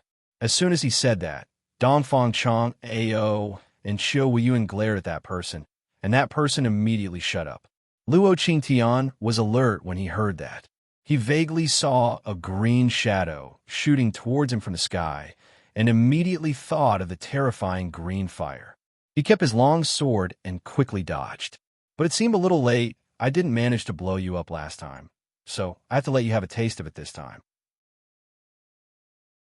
Yu Qianshou smiled sinisterly and rushed into the ice dust with the flying sword. Bang, bang, bang. The green fire flying sword immediately exploded into a sea of green fire. The green fire spread, and the ice dust on the river immediately dissipated. Luo Qingtian's speed was really fast. In the blink of an eye, he rushed out of the sea of green fire and flashed into the air. However, his appearance had changed drastically. It was not an exaggeration to say that he was in rags. His coat was burnt, his shoes and trousers were gone, and the few rags on his body were also burnt black. His hair was burnt short, especially that pair of beautiful white eyebrows. It was such a pity. Fortunately, Yu Qianshou did not intend to harm the innocent. There were still many people on both sides of the river watching against the high temperature. However, Luo Qingtian's appearance in the air almost made everyone's jaws drop. Was this still the Daluo sect leader with an extraordinary aura? "Yu Qianshou, how dare you trick me?" Luo Qingtian shouted furiously in the air. "F***CK, you still managed to escape like this?" Yu Qianshou looked at the sky in shock. Fortunately, he still had a backup plan, so there was still a way out. The sea of fire quickly converged into his body. Without saying anything, he turned around and dove into the melted river. This was his backup plan to save his life. He did not understand why Luo Qingtian could escape from the sea of fire unscathed. It was because he did not hear it when he dove down. If Luo Qingtian was not reminded by his disciples, he would have suffered a great loss.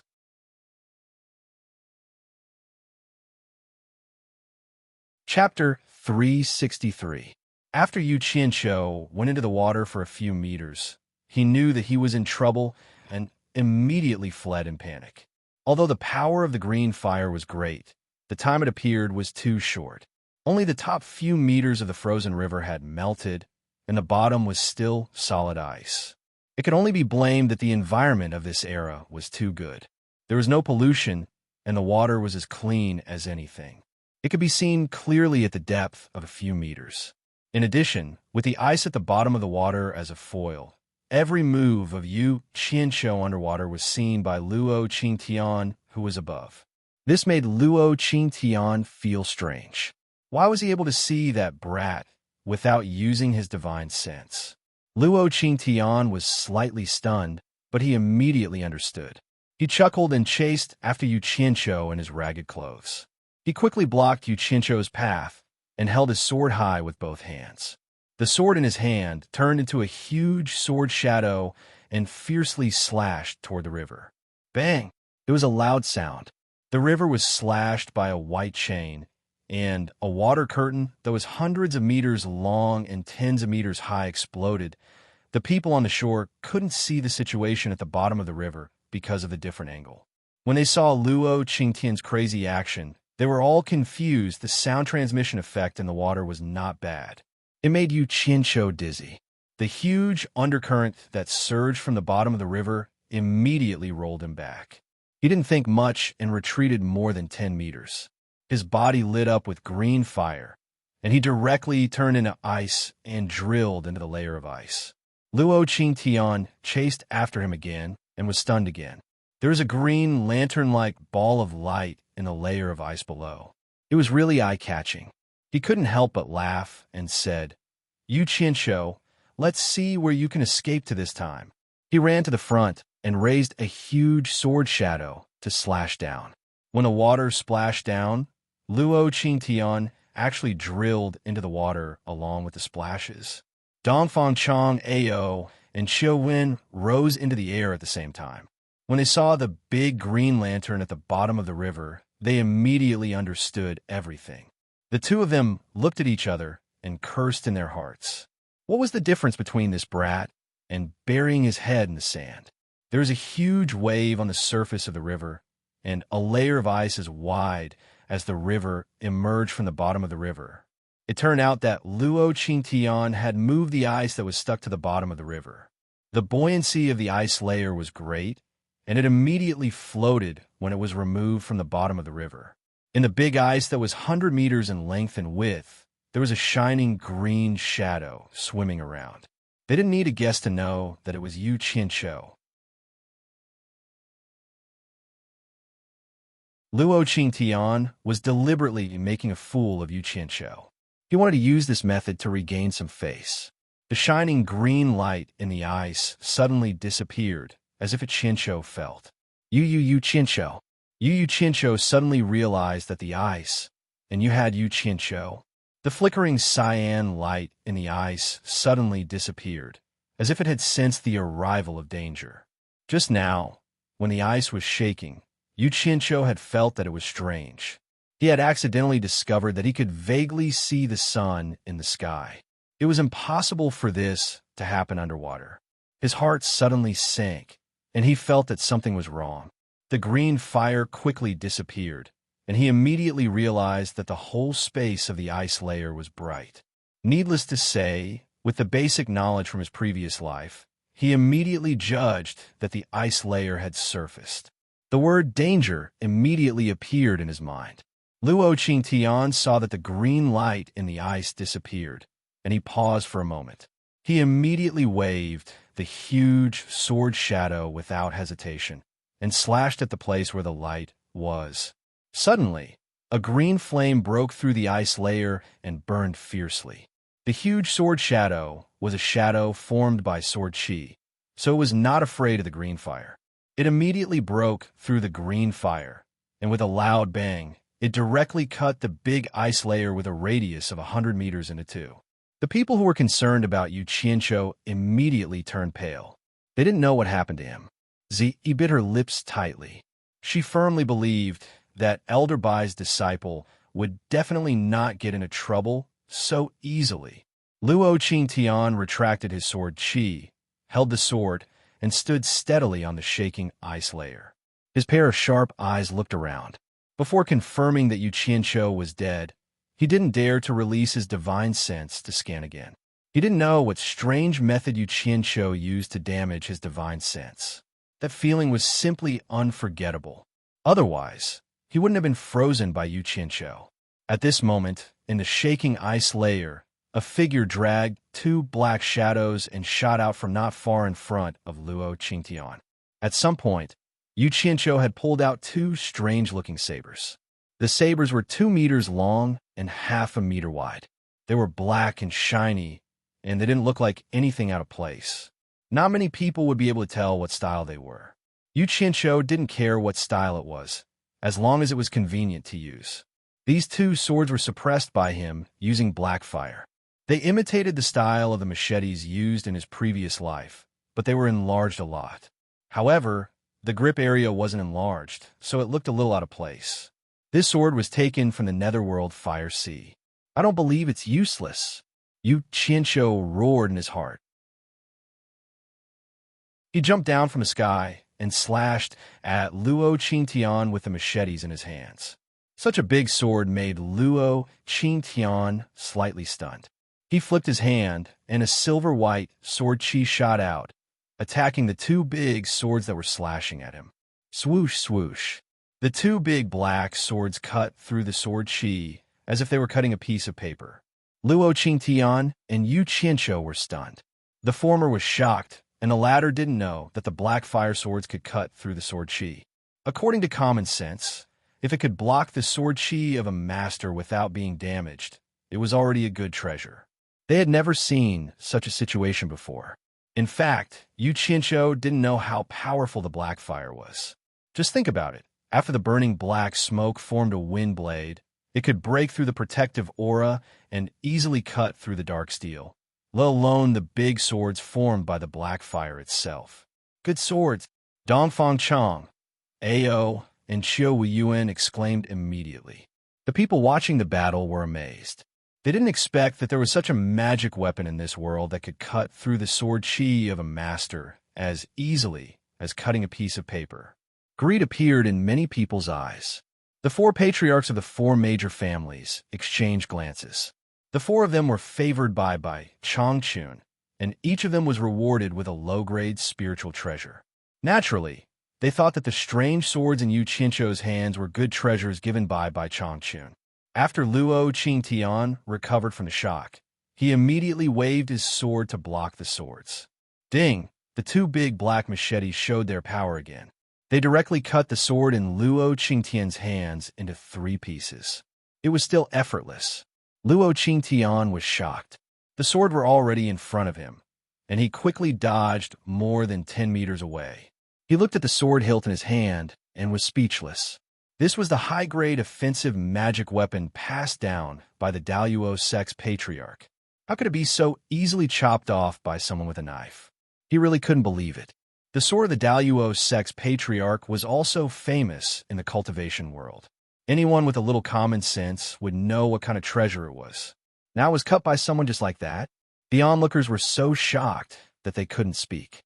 Even Dongfang Chang, Ao, and Qiu Yuan were dumbfounded. Only the 4 patriarchs showed an expression as if they had expected it. Everyone looked at the two strange but inconspicuous big swords in Yu Qianzhou's hands and immediately thought of a possibility. Could it be a legendary spiritual treasure? Otherwise, with Yu Qianzhou's cultivation, how could he easily destroy a high-grade magic weapon? Suddenly, everyone's eyes were burning.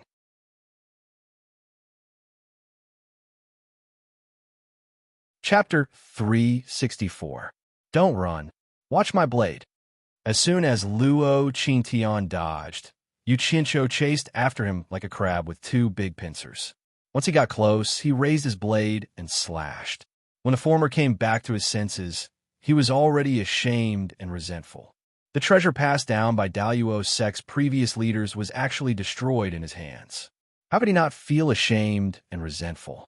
Of course, the most important thing at the moment was to avoid Yu Qianzhou's broadsword. This strange broadsword could even cut high-grade treasures like cutting vegetables, let alone a person. Luo Qingtian's speed was needless to say. However, close combat was also Yu Qianzhou's forte. The experience he had accumulated from risking his life in his previous life was not something that could be easily forgotten. Otherwise, he would not have gotten two machetes. For a moment, a spectacular scene appeared on the ice surface. Daluo Sect's leader's figure was like a phantom, moving between the two broadswords. On the other hand, Yu Qianzhou was a brave man who was fearless. He wanted to kill Luo Qingtian with the machete in his hands. He didn't give Luo Qingtian any chance to stop and counterattack. His skill with the machete was so skillful that it made people gasp in amazement. He believed that even the martial arts masters in the secular world were no better than him. The two of them were entangled just like that. The spectators were dumbfounded. No matter how they looked at it, it didn't look like a fight between people from the cultivation world. Qiu Wen said in a daze, giving up his advantage, "It looks like he's going to fight with his life. Luo Qingtian is a bit out of control. It's been more than 100 moves." Dongfang Chao said, then turned his head and said, "If the treasure passed down by 10,000 demons as previous leaders was destroyed in your hands, you would also be a bit out of control." Big broadsword. Ziyi's lips parted slightly. Yu Qianzhou's one-on-one style completely subverted her concept of fighting. This was especially so for that kind of valiant and unafraid of death. That kind of aura of either you die or I live was absolutely shocking. Speaking of which, Luo Qingtian was just impulsive. After a long time, he realized that it was hard for him to get close to Yu Qianzhou with his cultivation. He immediately came to his senses and realized that something was wrong. As the two sabers danced, there seemed to be a heart-palpitating aura and a bone-piercing chill. It was even colder than the ice beneath their feet. It was the kind of bone-chilling feeling. The most frightening thing was that there was an irresistible sense of trance. This was probably the reason why he had lost his composure. This pair of black broadswords was definitely not simple. As soon as he woke up, Luo Qingtian naturally wouldn't bother with him anymore. He found an opportunity and moved dozens of meters away in a flash. Yu Qianzhou became more and more courageous as the battle went on. He was having a great time fighting, so why did his opponent run away? He shouted, "Old thing, don't run." He carried a pair of large sabers and chased after them again. When the spectators heard this, their foreheads were instantly filled with cold sweat. This brat was unforgiving when he had the upper hand, and he was addicted to fighting. Qiu Wen lowered his head and sighed helplessly. Luo Qingtian, you've really embarrassed yourself today. Daluo Mountain's splitting palm. Luo Qingtian shouted before he could stand still. He raised his hand, and a huge palm shadow appeared. F***CK. Yu Qianzhou screamed and quickly stopped. If he was hit by this palm, his life would be in danger. Therefore, without saying anything, he threw a large saber with force, and the blade pointed directly at Luo Qingtian.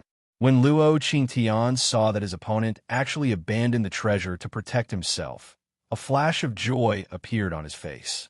The Daluo Sect leader's inheritance treasure was destroyed in his hands. If he could get a better treasure back, not only would he not be guilty, but he would also be rewarded. In an instant, he had an idea. He instantly retracted the power of the mountain's splitting palm. His body moved to the side to avoid the blade, and he easily grabbed the handle of the saber. Not good. Dongfang Chang, Ao, and Xiu Yuan screamed at the same time. The latter's eyes were burning as he said, "If such a treasure falls into Luo Qingtian's hands, I'm afraid it won't be able to return."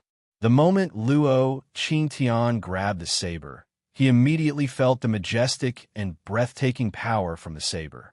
It was a kind of power that seemed to come from the netherworld. It was a kind of power that could decide a person's life and death. It was gloomy, terrifying, cold, ruthless. At that moment, all kinds of extreme negative emotions spread from the saber. Luo Qingtian's body trembled, and he couldn't hide the surprise on his face. He held the saber and laughed wildly. "It's really a good saber. I've never seen such a treasure in my life." Huh! The eyes of the spectators were filled with greed again. This saber could be so affirmed by Luo Qingtian, so it was definitely not something that an ordinary treasure could compare with. Moreover, everyone had witnessed the power from before. "Yu Qianshou, you destroyed my Daluo Sect's inherited treasure. Now, your saber can be used as a scapegoat. From today onwards, it belongs to my Daluo Sect." Luo Qingtian pointed the long saber at Yu Qianshou and said. On the shore, the group of Daluo Sect disciples were also filled with joy. Yu Qianshou silently put away the saber in his hand into his storage pouch, as if the fight was already over. Everyone suddenly realized that the deadline of 100 moves had long since passed. The sect master of the exalted immortal sect would not go back on his word. However, everyone felt that it was a pity. Although Yu Qianshou's life was saved, he had lost such a treasure. They were afraid that they wouldn't be able to get it back from Daluo Sect in the future. Just as everyone was shaking their heads in pity, they heard Yu Qianshou coldly snort and say, "My saber is my saber, and my things are my things. If I don't want to give it to you, no one can take it away. Only I am worthy of this saber." He slowly raised his finger towards Luo Qingtian and said, "You are not worthy. 100 moves have passed. I don't want to fight anymore. If you want to live, put down the saber and I'll spare your life."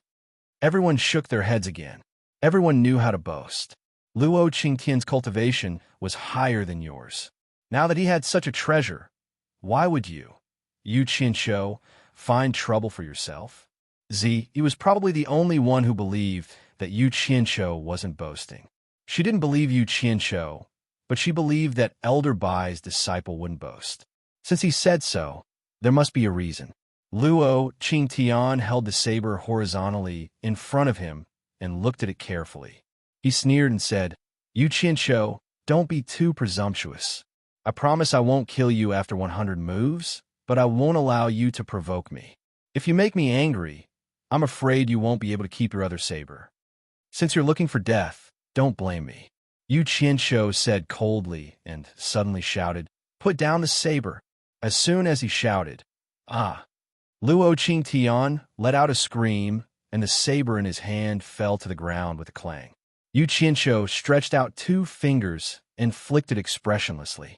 The big black saber on the ice bounced up and spun in the air. It went straight to the side of Yu Qianshou. Everyone was shocked by the sudden change of situation. Dongfang Chang, Ao, and Xiu Yuan looked at each other. With Luo Qingtian's cultivation and mind, how could ordinary pain make him scream so painfully? What was going on? Of course, they didn't know that this saber was condensed by black fire and was controlled by Yu Qianshou. If Yu Qianshou said it was a saber, then it was a saber. If he said it was fire, then it was fire. Just now, it only made Luo Qingtian hold the saber handle a little bit of black fire. Think about the black fire that even by Changchun couldn't overcome. How could Luo Qingtian bear it, even if it was just a little bit of black fire? Yu Qianshou didn't want to reveal the secret of the black fire for the time being. Otherwise, if the entire saber turned into a sea of black fire, Luo Qingtian wouldn't be alive. The disciples of Daluo Sect couldn't bear it anymore. They quickly rushed over to check on their sect leader's injury. They were also vigilant of Yu Qianshou, who was standing not far away with the saber. Dongfang Chang Ao, Cheon, the four patriarchs, and many onlookers rushed onto the floating ice. The entire floating ice sank into the water. The water had already reached the top of everyone's shoes, but no one cared about it now. With so many people coming, Luo Qingtian bit his lips and endured the pain to not make a sound. The arm that he used to hold the saber was shaking nonstop. Everyone suddenly realized that Luo Qingtian's palm had already turned into white bones. There was a dark, murderous aura on the wound, and it was still spreading to his arm. Wherever the murderous aura went, pieces of flesh would fall off. When they fell on the ice, they would slowly corrode and turn into blood. The situation was too horrible to look at. According to this situation, if the murderous aura didn't stop spreading, it wouldn't take long for Luo Qingtian to turn into a skeleton.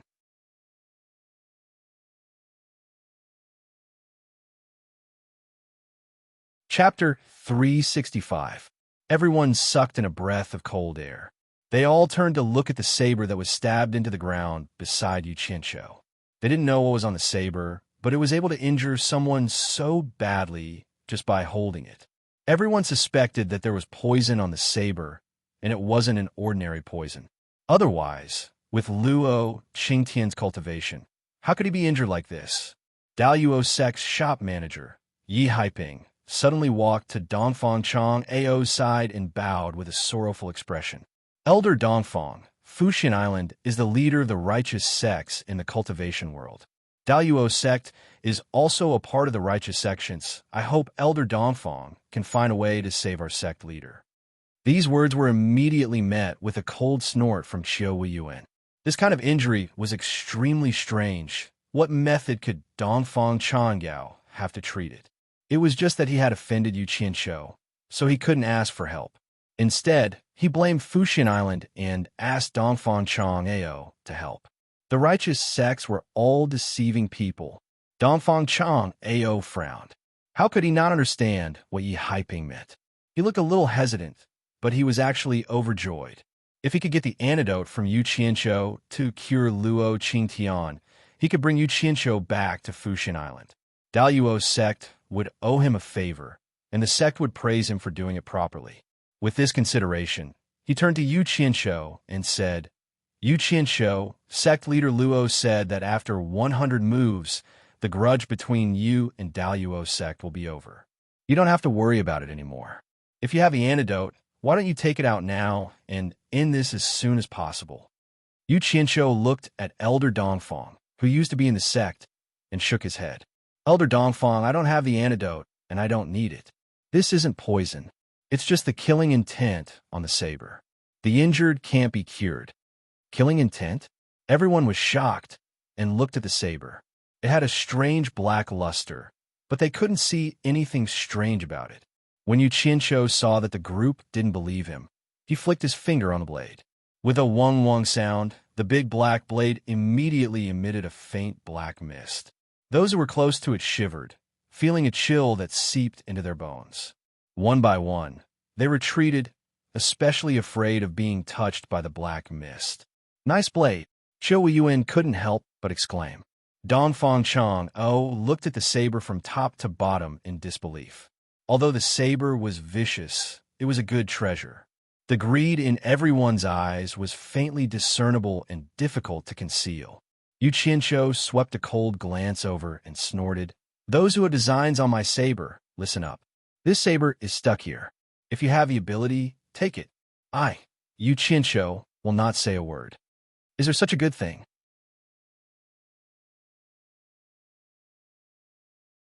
Yu Qianqiu smiled and continued, but I advise Senior Qiu not to try. Why don't you watch the show? Qiu Weiyuan was a little hesitant. What if someone else took away such a good thing? However, he wasn't confident either. In the end, he pursed his lips and said reluctantly, What a pity. All right, I'll listen to you. As if I'm confident that you'll listen to me. Yu Qianqiu retracted his smile and looked around. He said in a deep voice, I don't have time to play with everyone here. If anyone wants to try, come at me. If there's no one else, I'll be keeping the saber and leaving. Even though everyone was eager to try, There were a few experts present who did not say anything. Naturally, it was not convenient for the rest to take the lead. Unexpectedly, someone behind Yu Qianshou asked weakly, "Can I go and try?" It was a woman's voice. Yu Qianshou almost fainted when he heard that. "I set up the arena here with a plan. Why did you come and ruin my plan?" The person who said this was none other than Ze. She was also excited to see such a treasure. However, how could Yu Qianshou let her try? He was afraid that she would take it away the moment she took it. He didn't dare to hurt her. Others can, but not you. Yu Qianshou rejected her straightforwardly. This time, Ze couldn't take it anymore. She turned to face him and asked coldly, "Why can others but not me? It's fine if you're stubborn, but why did you come out and ruin my plans?" Yu Qianshou couldn't get angry at her. He kicked the back of the saber, and the saber tilted. He grabbed the handle and pulled it out. He looked around and said, "I, Yu Qianshou, am an honest person. I don't talk nonsense. Words that have been spoken are like water that has been spilled. There's no way to take them back. However, I see that everyone here is very polite. It's not a good idea to keep giving way. How about this? Patriarch Wu." He turned around and shouted, "How many spirit stones do you think my saber is worth?" Wu Sihai came closer and said in surprise, What do you want to do? Do you want to sell the saber? Don't think too much. If I auction this saber, what do you think the starting price will be?" Yu Qianshou smiled. Hearing this, many people's eyes lit up. They had the same doubts as Wu Sihai. Wu Sihai looked at him suspiciously and said in a deep voice, "If you auction it, the origin, name, material, power, and whether it can be used repeatedly are all factors that determine the price." Yu Qianshou looked at the crowd and said with a smile, "It said that someone brought this saber out from the Eastern Holy Land. As for his origin, I don't know anything. However, one thing is for sure. It can definitely be used repeatedly. I've used it for a very long time." What? The legendary Eastern Holy Land? A wave of exclamations came from all directions. Experienced cultivators had all heard of this place. It was the ruins of an ancient war. Something that could come out from there might be a spirit treasure. No wonder the saber's power was so domineering. It turned out that it came from the Eastern Holy Land. Ze frowned in doubt. Who would have the ability to bring something out from the Eastern Holy Land? Yu Qianshou didn't care about everyone's glowing eyes. He looked at Wu Sihai and said, "Just estimate the starting price for the auction. Don't be too high. 100 million high-grade spirit stones." Wu Sihai was silent for a while and finally spat out this number. "That's too high." Yu Qianshou said in a clear voice, "I, Yu Qianshou, am a man of my word. I said that whoever can draw this saber will have this saber. I won't go back on my word. However, it seems that everyone has a lot of scruples. I'm afraid that those who don't have the ability will lose their lives in vain. Here, I, Yu Qianshou, solemnly declare to the entire cultivation world that in 3 days I will be holding a saber-drawing conference on Hat Island. In order to prevent people with bad intentions from causing trouble, those who draw the saber must pay 10 million high-grade spirit stones in advance. The time limit is 15 minutes. Of course, those who have more money can try again as long as they pay."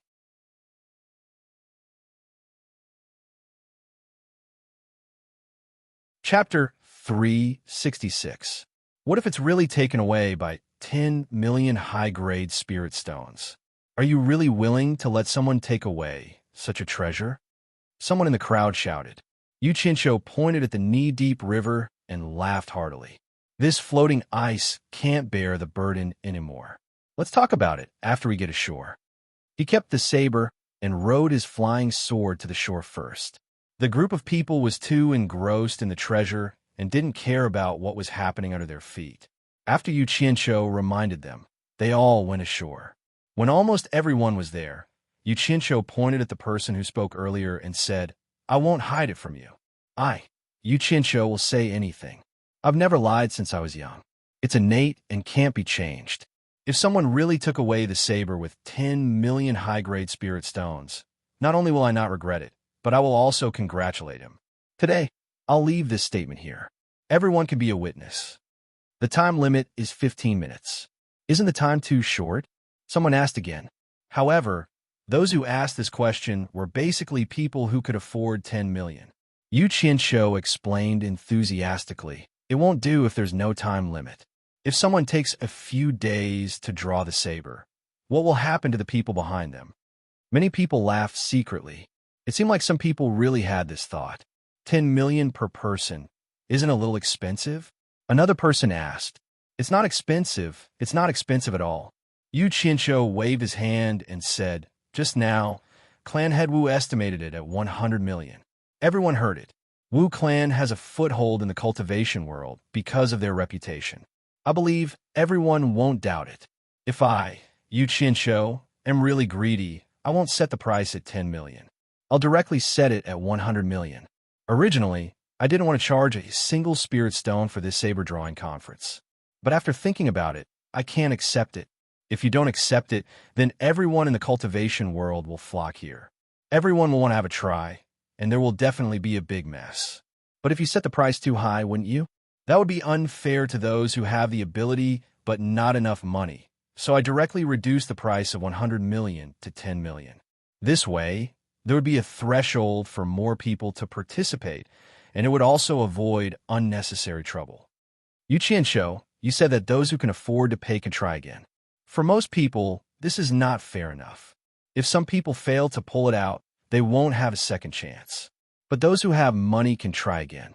The person who spoke turned around and asked the crowd, "Everyone, don't you think it's unfair?" Immediately, many people joined in and jeered, Yes, it's not fair. Everyone can only try once." The scene became a little chaotic. Without saying a word, Yu Qianshou took out the machete from his storage pouch. The machete immediately emitted a breathtaking aura. It was as if the entire machete was possessed by a demon from the netherworld. Under the sun, there was not even the slightest bit of reflection. Those who were near the machete shuddered and retreated. The scene quietened down, and everyone's eyes focused on the machete. Although the machete did not look like much, its power was unquestionable. It was definitely a good treasure. Yu Qianshou did not say anything. He held the machete horizontally and let everyone admire it. Peeping at other people's treasures was also a taboo in the cultivation world. But now, the owner of the treasure was so generous, so everyone naturally would not miss the opportunity to carefully examine it. However, some people were restless. They could not get enough of looking at it with their eyes. They actually released their divine senses to check, hoping to peep at the mysteries within. This time was lively. Immediately, more than a dozen screams came from the crowd. The dozen people held their heads with their hands and lay on the ground, wailing. The others immediately became vigilant, not knowing what was happening. Yu Qianshou threw the machete in the air. The machete fell and went straight into the ground beside him. He held the handle with one hand and sneered, "I forgot to remind everyone that this machete is extremely powerful. I don't think any Dharma treasure below the level of a numinous treasure can withstand its sharpness. However, it also has another effect. It can hurt people's divine senses. Sect leader Luo had suffered from it before. I believe these dozen people have used their divine senses to check this treasure just now, right?" So that was the case. Everyone relaxed their vigilance. No one cared about the dozen people who were still groaning in pain. Their eyes focused on the machete again, and their greed could not be concealed. They did not expect this machete to be so magical. It could actually hurt people's divine senses. It was really an amazing treasure. No wonder Luo Qingtian suddenly let out a scream for no reason. It turned out that his divine senses had been hurt by this treasure. Dongfang Chong Ao and Xiu Yuan also found it a little difficult to move their eyes away from the machete. What that friend said just now is right. The previous method seems to be a little unfair. How about this? The price and time limit for drawing the machete remain the same. Each person can only do it once. However, there are many rogue cultivators in the cultivation world. They do not belong to any sect. Compared to those who have sects, they're the most disadvantaged. In order to reflect absolute fairness, each sect or family can only send one person to draw the machete. It's still the same saying. The machete belongs to whoever can draw it. What do you think? Yu Qianqiu asked. This was good for most people, but for those big sects, it was a loss. Which sect didn't want to get their hands on such a treasure? However, everyone saw the power of this machete. Even Luo Qingtian could not resist it. Which sect could guarantee that they could draw it? The big sects had a lot of money and experts. They definitely wanted to try a few more times. Yu Qianqiu's words were considered fair, but no one dared to agree. Most people looked at Dongfang Chang, Ao, and Xiu Yuan. And these two people also glanced at the crowd with burning eyes. Because of fairness, the atmosphere was a little gloomy. After waiting for a while, no one said anything. Yu Qianqiu walked to Dongfang Chang, Ao, and Xiu Yuan and bowed. He smiled bitterly and said, "Seniors, please take the lead and say something." Elder Qiu, you know how I am. I always mean what I say. At the beginning, everyone felt that the rules were unfair. I had no choice but to change the rules. But now, no one said anything. I am really in a dilemma. Seniors, please say something for me. Hee hee. Xiu Yuan sneered and glanced at the crowd. Brother Yu, I have known you for many years. You are indeed a man of your words. The treasure is yours. You have also set the rules. No one has the right to change the rules. Do what you should, and don't allow others to criticize you. If anyone is dissatisfied with your strength, I will be the first one who can't stand it. Whoever is dissatisfied, come at me. I, Qiuwen, agree with the original rules and object to the new rules.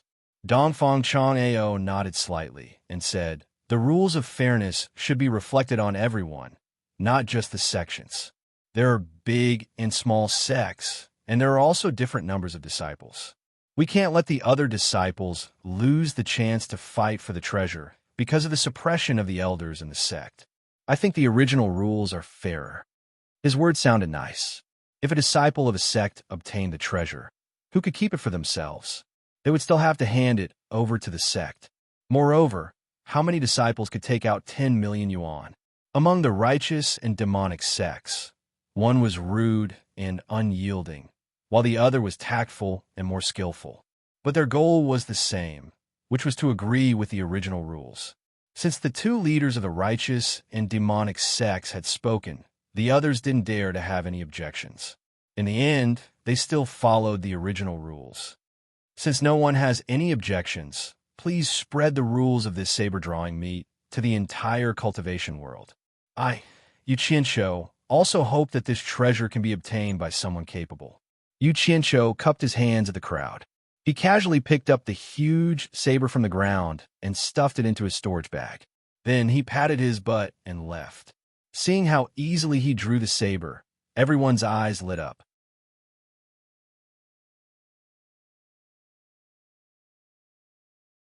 Chapter 367. The bridge from Hat Island to the Wu clan had been burned. Although the floating ice on the river was enough to carry Yu Qianqiu and the others, they had to fly over. The crowd dispersed one after another, anxious to report back to the sect what had happened here. Dongfang Chang, Ao, and Xiu Yuan watched Yu Qianqiu leave. After a while, the two of them glanced at each other at the same time and snorted disdainfully. The two of them, who had a tacit understanding just a moment ago, split up. In quiet guest house, Yu Qianqiu walked around and unexpectedly didn't see Wu Lixue. However, he didn't have the mood to think too much about it. He wanted to use this opportunity to teach that stubborn girl a lesson. When he returned to the living room, Ziyi was standing there with an embarrassed face. She seemed to have realized her mistake. Yu Qianqiu sneered, then turned to face her and said in a strange tone, I really don't know why my master sent you to follow me. Help me. Using the method of working against me to assist me? That's my honor. Thank you for your cooperation, but I've had enough. Now, please go back to Shuntian Island and find my master. Tell him that I'm a difficult person to work with. I'm the one who chased you away. You can push all the blame to me. I won't refute it. Then you can stay in your South Sea purple bamboo forest. Please, I won't send you off. He gestured to the door. Ziyi's slightly drooping face suddenly lifted up. She said with some resentment, You want to chase me away? How can I face Elderby like this? What a joke. You also know that you don't have the face to face my master? Yu Qianshou asked with a sullen face. Do you know why I took out my treasure to hold that sword drawing assembly? I didn't know at first, but now I know. Ziyi's face drooped again, and she said, for the spirit stones. Then do you know why I need the spirit stones? Yu Qianshou asked bitterly. This time, Ziyi's head drooped even lower. Her voice was almost inaudible as she said, to complete Elder Bai's great trust. So you knew. I thought you didn't know. Yu Qianshou immediately rebuked him harshly. Then why did you ruin my plan at that critical moment? You keep saying that you want to complete the task that my master entrusted to you. Is this how you complete it? Do you think I would dare to keep you by my side? I think there's no need for you to do anything more, and we can return to Obedient Island to complete our mission. Only Yu Qianshou could say such harsh words to such a pure and beautiful woman. However, this guy had made up his mind to educate Ziyi. He had to do it while this girl was still pure. Otherwise, if she became as cunning as the Enchantress of 100 Charms, he wouldn't be able to fool her even if he wanted to. So, he had to take the opportunity to educate her. From now on, he had to make her firmly believe that everything Yu Qianshou said and did was right. I was wrong. Don't chase me back. Ziyi lowered her head as she said this. She actually started to sob. Yu Qianshou was startled. He didn't think that he could make a late-stage, transcending tribulation cultivator cry. His heart softened a little, but he immediately hardened his heart and said fiercely, I was wrong? What a simple sentence. Does it mean that when someone does something wrong, they just have to say they were wrong and everything will be fine? Then what's the point of fighting and killing in the cultivation world? Ziyi immediately shook her head and said, Don't chase me back. Give me another chance. I won't go against you in the future. I'll do whatever you say. Oomph.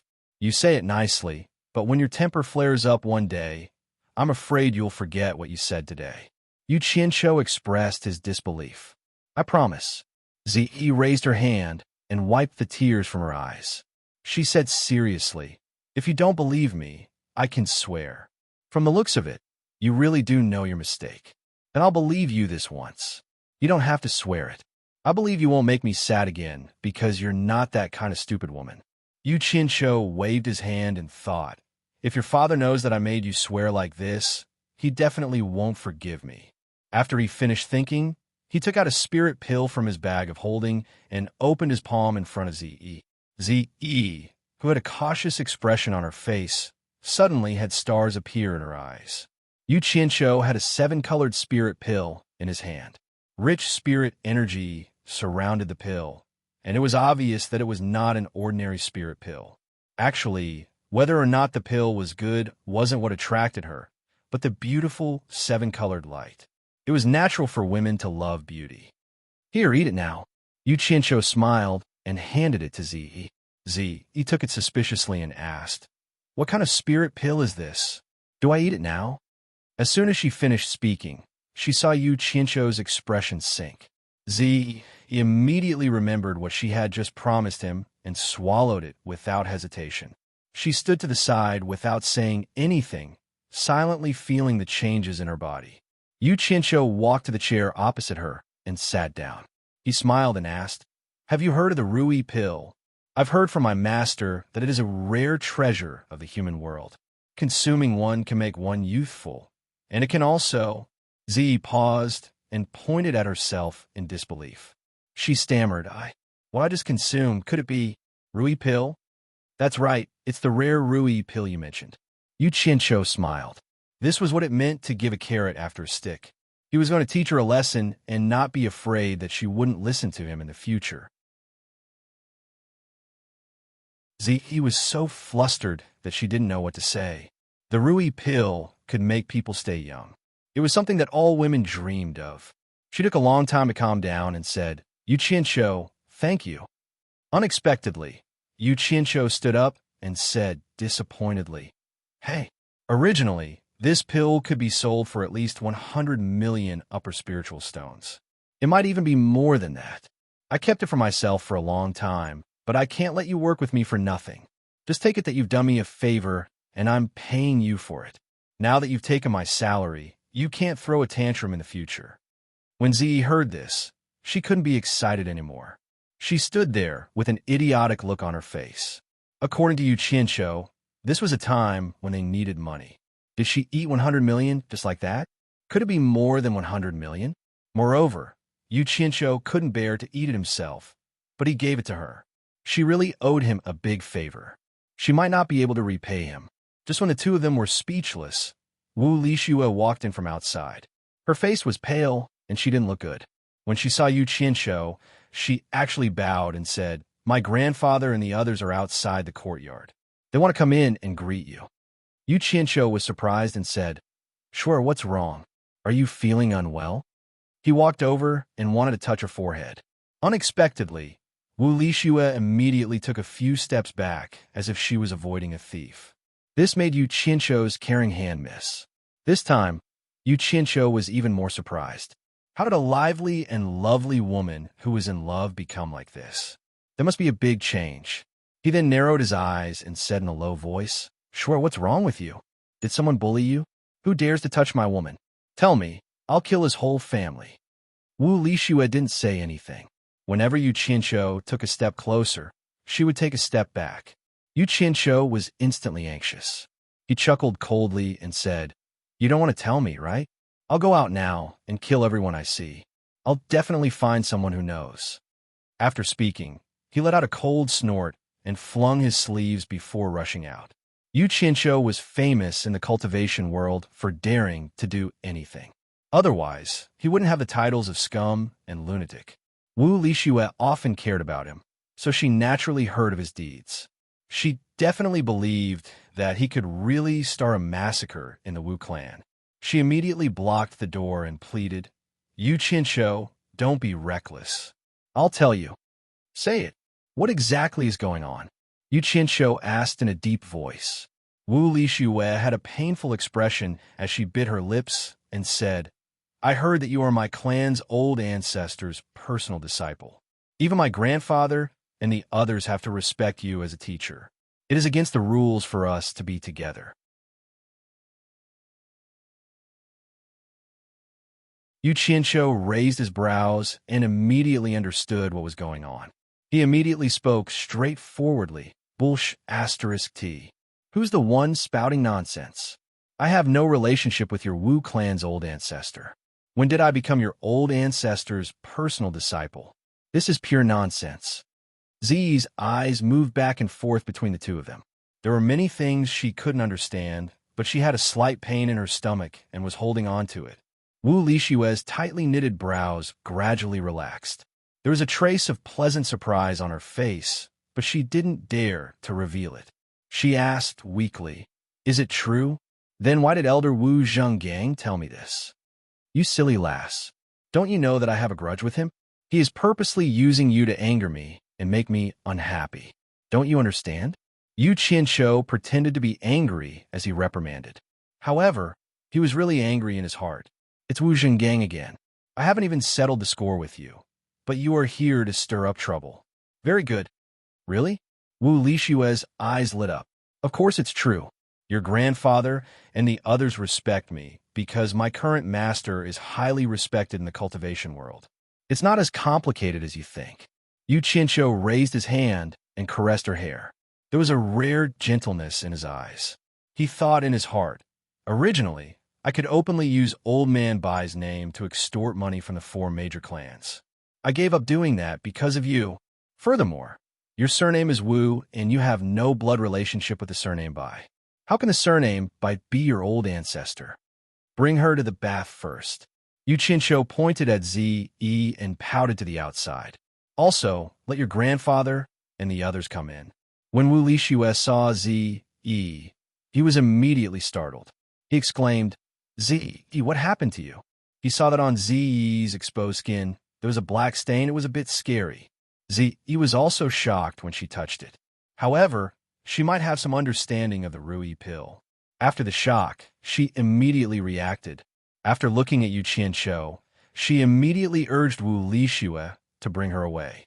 After watching the two women leave, Yu Qinshu thought about making another batch of Rui pill when he had the time. The footsteps outside interrupted his thoughts. He put on a smile and went out to welcome them. The patriarchs of the 4 major clans, the 6 clan elders, and the more important elders of the Wu clan were all here. The greetings between the two parties were a little awkward. Now, because of Yu Qinshu's identity, although they hadn't said it openly, everyone didn't know how to address him. Yu Qinshu didn't care. He made way and waved his hand. Everyone, if you have something to say, please come in and take a seat. We can talk slowly. The group of people nodded and walked into the hall one after another. Just as everyone entered in a single file, Yu Qinshu's eyes suddenly flashed with a trace of fierceness. A clump of green flames that had been raised to the extreme suddenly appeared in his hand, and he suddenly shot it at Wu Zhonggang, who was passing by. At such a close distance, Wu Zhonggang was unprepared. Before he could react, he was enveloped by the raging green flame. A short scream resounded through the quiet guest house. As the green flame disappeared, Wu Zhonggang had already turned into ashes. Yu Qinshu snorted coldly. No matter what intentions you had when you said those words to Wu Lixue, I will kill you. Whatever intentions you have will be for naught. The people of the 4 major clans suddenly looked over and were instantly stunned. But Yu Qinshu put on a smiling face, as if nothing had happened. He raised his hand and said, "Everyone take a seat inside. I was just about to discuss the matter of the saber drawing assembly with everyone. Please." He took the lead and walked into the hall.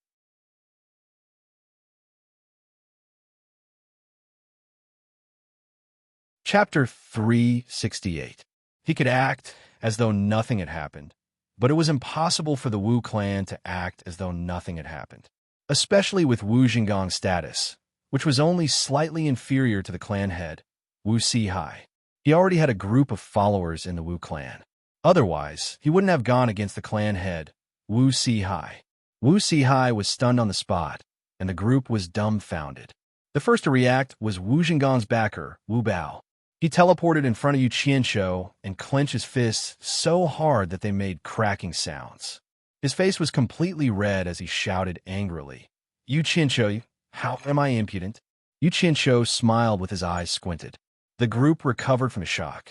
The 5 clan elders from the 4 major clans teleported over and stood in between the two of them, but they didn't know what to say, especially Bai Clan's clan elder, Bai Yinshan. In terms of seniority, Yu Qinshu was their clan senior. To the other 3 clans, it wasn't an overboard thing to disobey the teachings of their ancestors from 2,000 years ago. Therefore, now that Yu Qinshu had killed a Wu clan elder, Bai Yinshan was the most embarrassed. He couldn't help, but he could not either. After all, Yu Qinshu was backed by his clan's proud ancestor. But it wasn't right for Yu Qinshu to kill someone without a reason. Bai Yinshan guarded against Wu Bao and asked Yu Qinshu, why did you kill Wu Zhonggang? If you don't give a reasonable reason, I'm afraid the Wu clan won't tolerate you." The 4 clan heads looked at each other and didn't say a word. It was better to let the 6 clan elders handle such a troublesome matter. Reason? There were plenty of reasons. Yu Qinshu sneered. "You are Bai Yinshan from the 4 major clans, right?" Bai Yinshan frowned and nodded. "Yes." "Good. I didn't tell you my identity before, but I believe you have guessed it. I will tell you now." Yu Qinshu cupped his fists and bowed towards the Fey Ghost region and said, "My master is the world's #1 expert, the Fey Ghost region's punishment enforcer, a late-stage soul formation cultivator, Bai Changchun. Yu Qinshu was ordered by my master to handle some matters.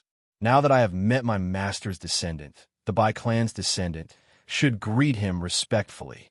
Although everyone already knew Yu Qinshu's identity, the shock they felt when they heard it from his mouth was indescribable.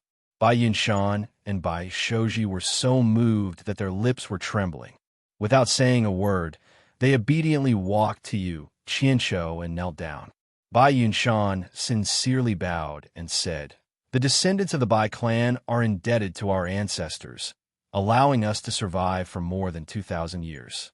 We dare not forget our ancestors." Descendant Bai Yinshan and son Bai Shoji kowed out to Mr. The two of them immediately cowed out as soon as they finished speaking. They were still extremely excited. The reason why the two of them were so excited was that Yu Qianzhou's words had stimulated the proudest part of their hearts. Who in the cultivation world dared to claim to be the world's #1 expert? The ancestor of the Bai clan dared to do so. Who in the world could control the demon ghost domain where demons and ghosts roamed freely? It was their ancestor. How many cultivators of the late deity stage were there in the world? Their ancestor was one of them. The glory of their ancestors would naturally shine on their descendants. The two of them could not help but be excited. After kowtowing, father and son were still kneeling there, waiting for Yu Qianzhou to wake them up. Yu Qianzhou graciously accepted their greetings. Then, he looked at the other 3 clans and said, "After all, the 3 of you are not my master's bloodline descendants. Although you all follow the teachings of your ancestors and regard my master as your ancestor, I dare not ask too much of you. However, if you receive a drop of kindness from someone, you must repay it with a gushing spring. If the 4 great clans are willing to kowtow and pay their respects, then do so now." Hearing this, the clan leaders and clan elders of the Tan clan and the Jing clan also kneeled down and paid their respects. The people of the Wu clan instantly looked at each other. Logically, they should go and pay their respects. However, Yu Qianzhou had just killed Wu Zhenggang. Moreover, he had not given a reason yet. Who could bring themselves to bow and pay their respects? If they wanted to pay their respects, Yu Qianzhou could have just given any reason. But what was going on now? Could it be that this kid wanted to break up the 4 great clans? Wu Sihai looked at Yu Qianzhou with a gloomy expression. When Yu Qianzhou asked the people of the 3 clans to stand up, he suddenly winked at him. Wu Sihai was momentarily stunned. Then, he immediately realized what was going on. In his heart, he immediately prostrated himself in admiration. This kid was really something. Not only did he kill Wu Zhenggang for revenge, he also solved the problem of seniority with Shui'er. His intelligence and ability to respond to emergencies were really outstanding. I have accepted your 3 clans' greetings and confirmed my status with your 3 clans. The Wu clan is not willing to pay their respects to me. Naturally, there is no seniority relationship between me and the Wu clan. Of course. Yu Qianzhou looked at the Wu clan and said, "I personally cannot represent my master. This is a matter between me and your Wu clan. Your 4 major clans will still be your 4 major clans. There is no need for you to tie everything together endlessly." The development of the matter didn't exceed Wu Sihai's expectations, but he didn't know that Yu Qianzhou had another reason for doing this. It wasn't easy to get the Wu clan's money because of Wu Li Xue, but the other 3 clans weren't weak either. He had to find a way to get them to fork out some money. He had already thought it through. Since Bai Changchun had given the authority to him, the old fellow wouldn't mind if he were to get some money from his descendants. The matter of seniority has been clarified. Now, let's talk about Wu Zhenggang's matter. There is no hurry to settle everything one by one. Yu Qianzhou turned to the other 3 clans and said, "Your 3 clans might be curious why I wanted to kill Wu Zhenggang. If the Wu clan hasn't forgotten about the reason, you should be clear about it. Why don't your 3 clans ask the Wu clan?" The hall went silent, and only Wu Bao was still panting with rage. In fact, the 4 major clans knew about the grudge between Yu Qianzhou and Wu Zhenggang.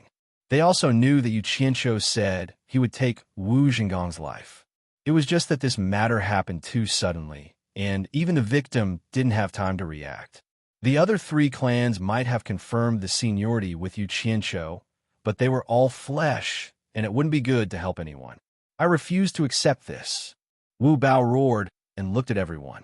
Yu Qianzhou might be the old ancestor's disciple, but what right does he have to kill wantonly in my Wu clan? What right does he have? Don't implicate my master. I'm only asking you.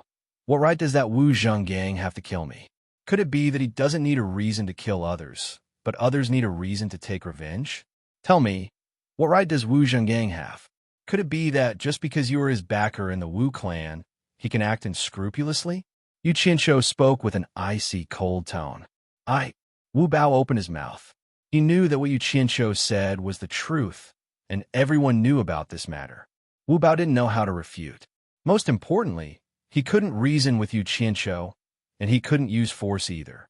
Be it reasoning or forcing logic, Yu Qianqiu had never been afraid of anyone. Yu Qianqiu stared at Wu Bao and spoke in a deep voice.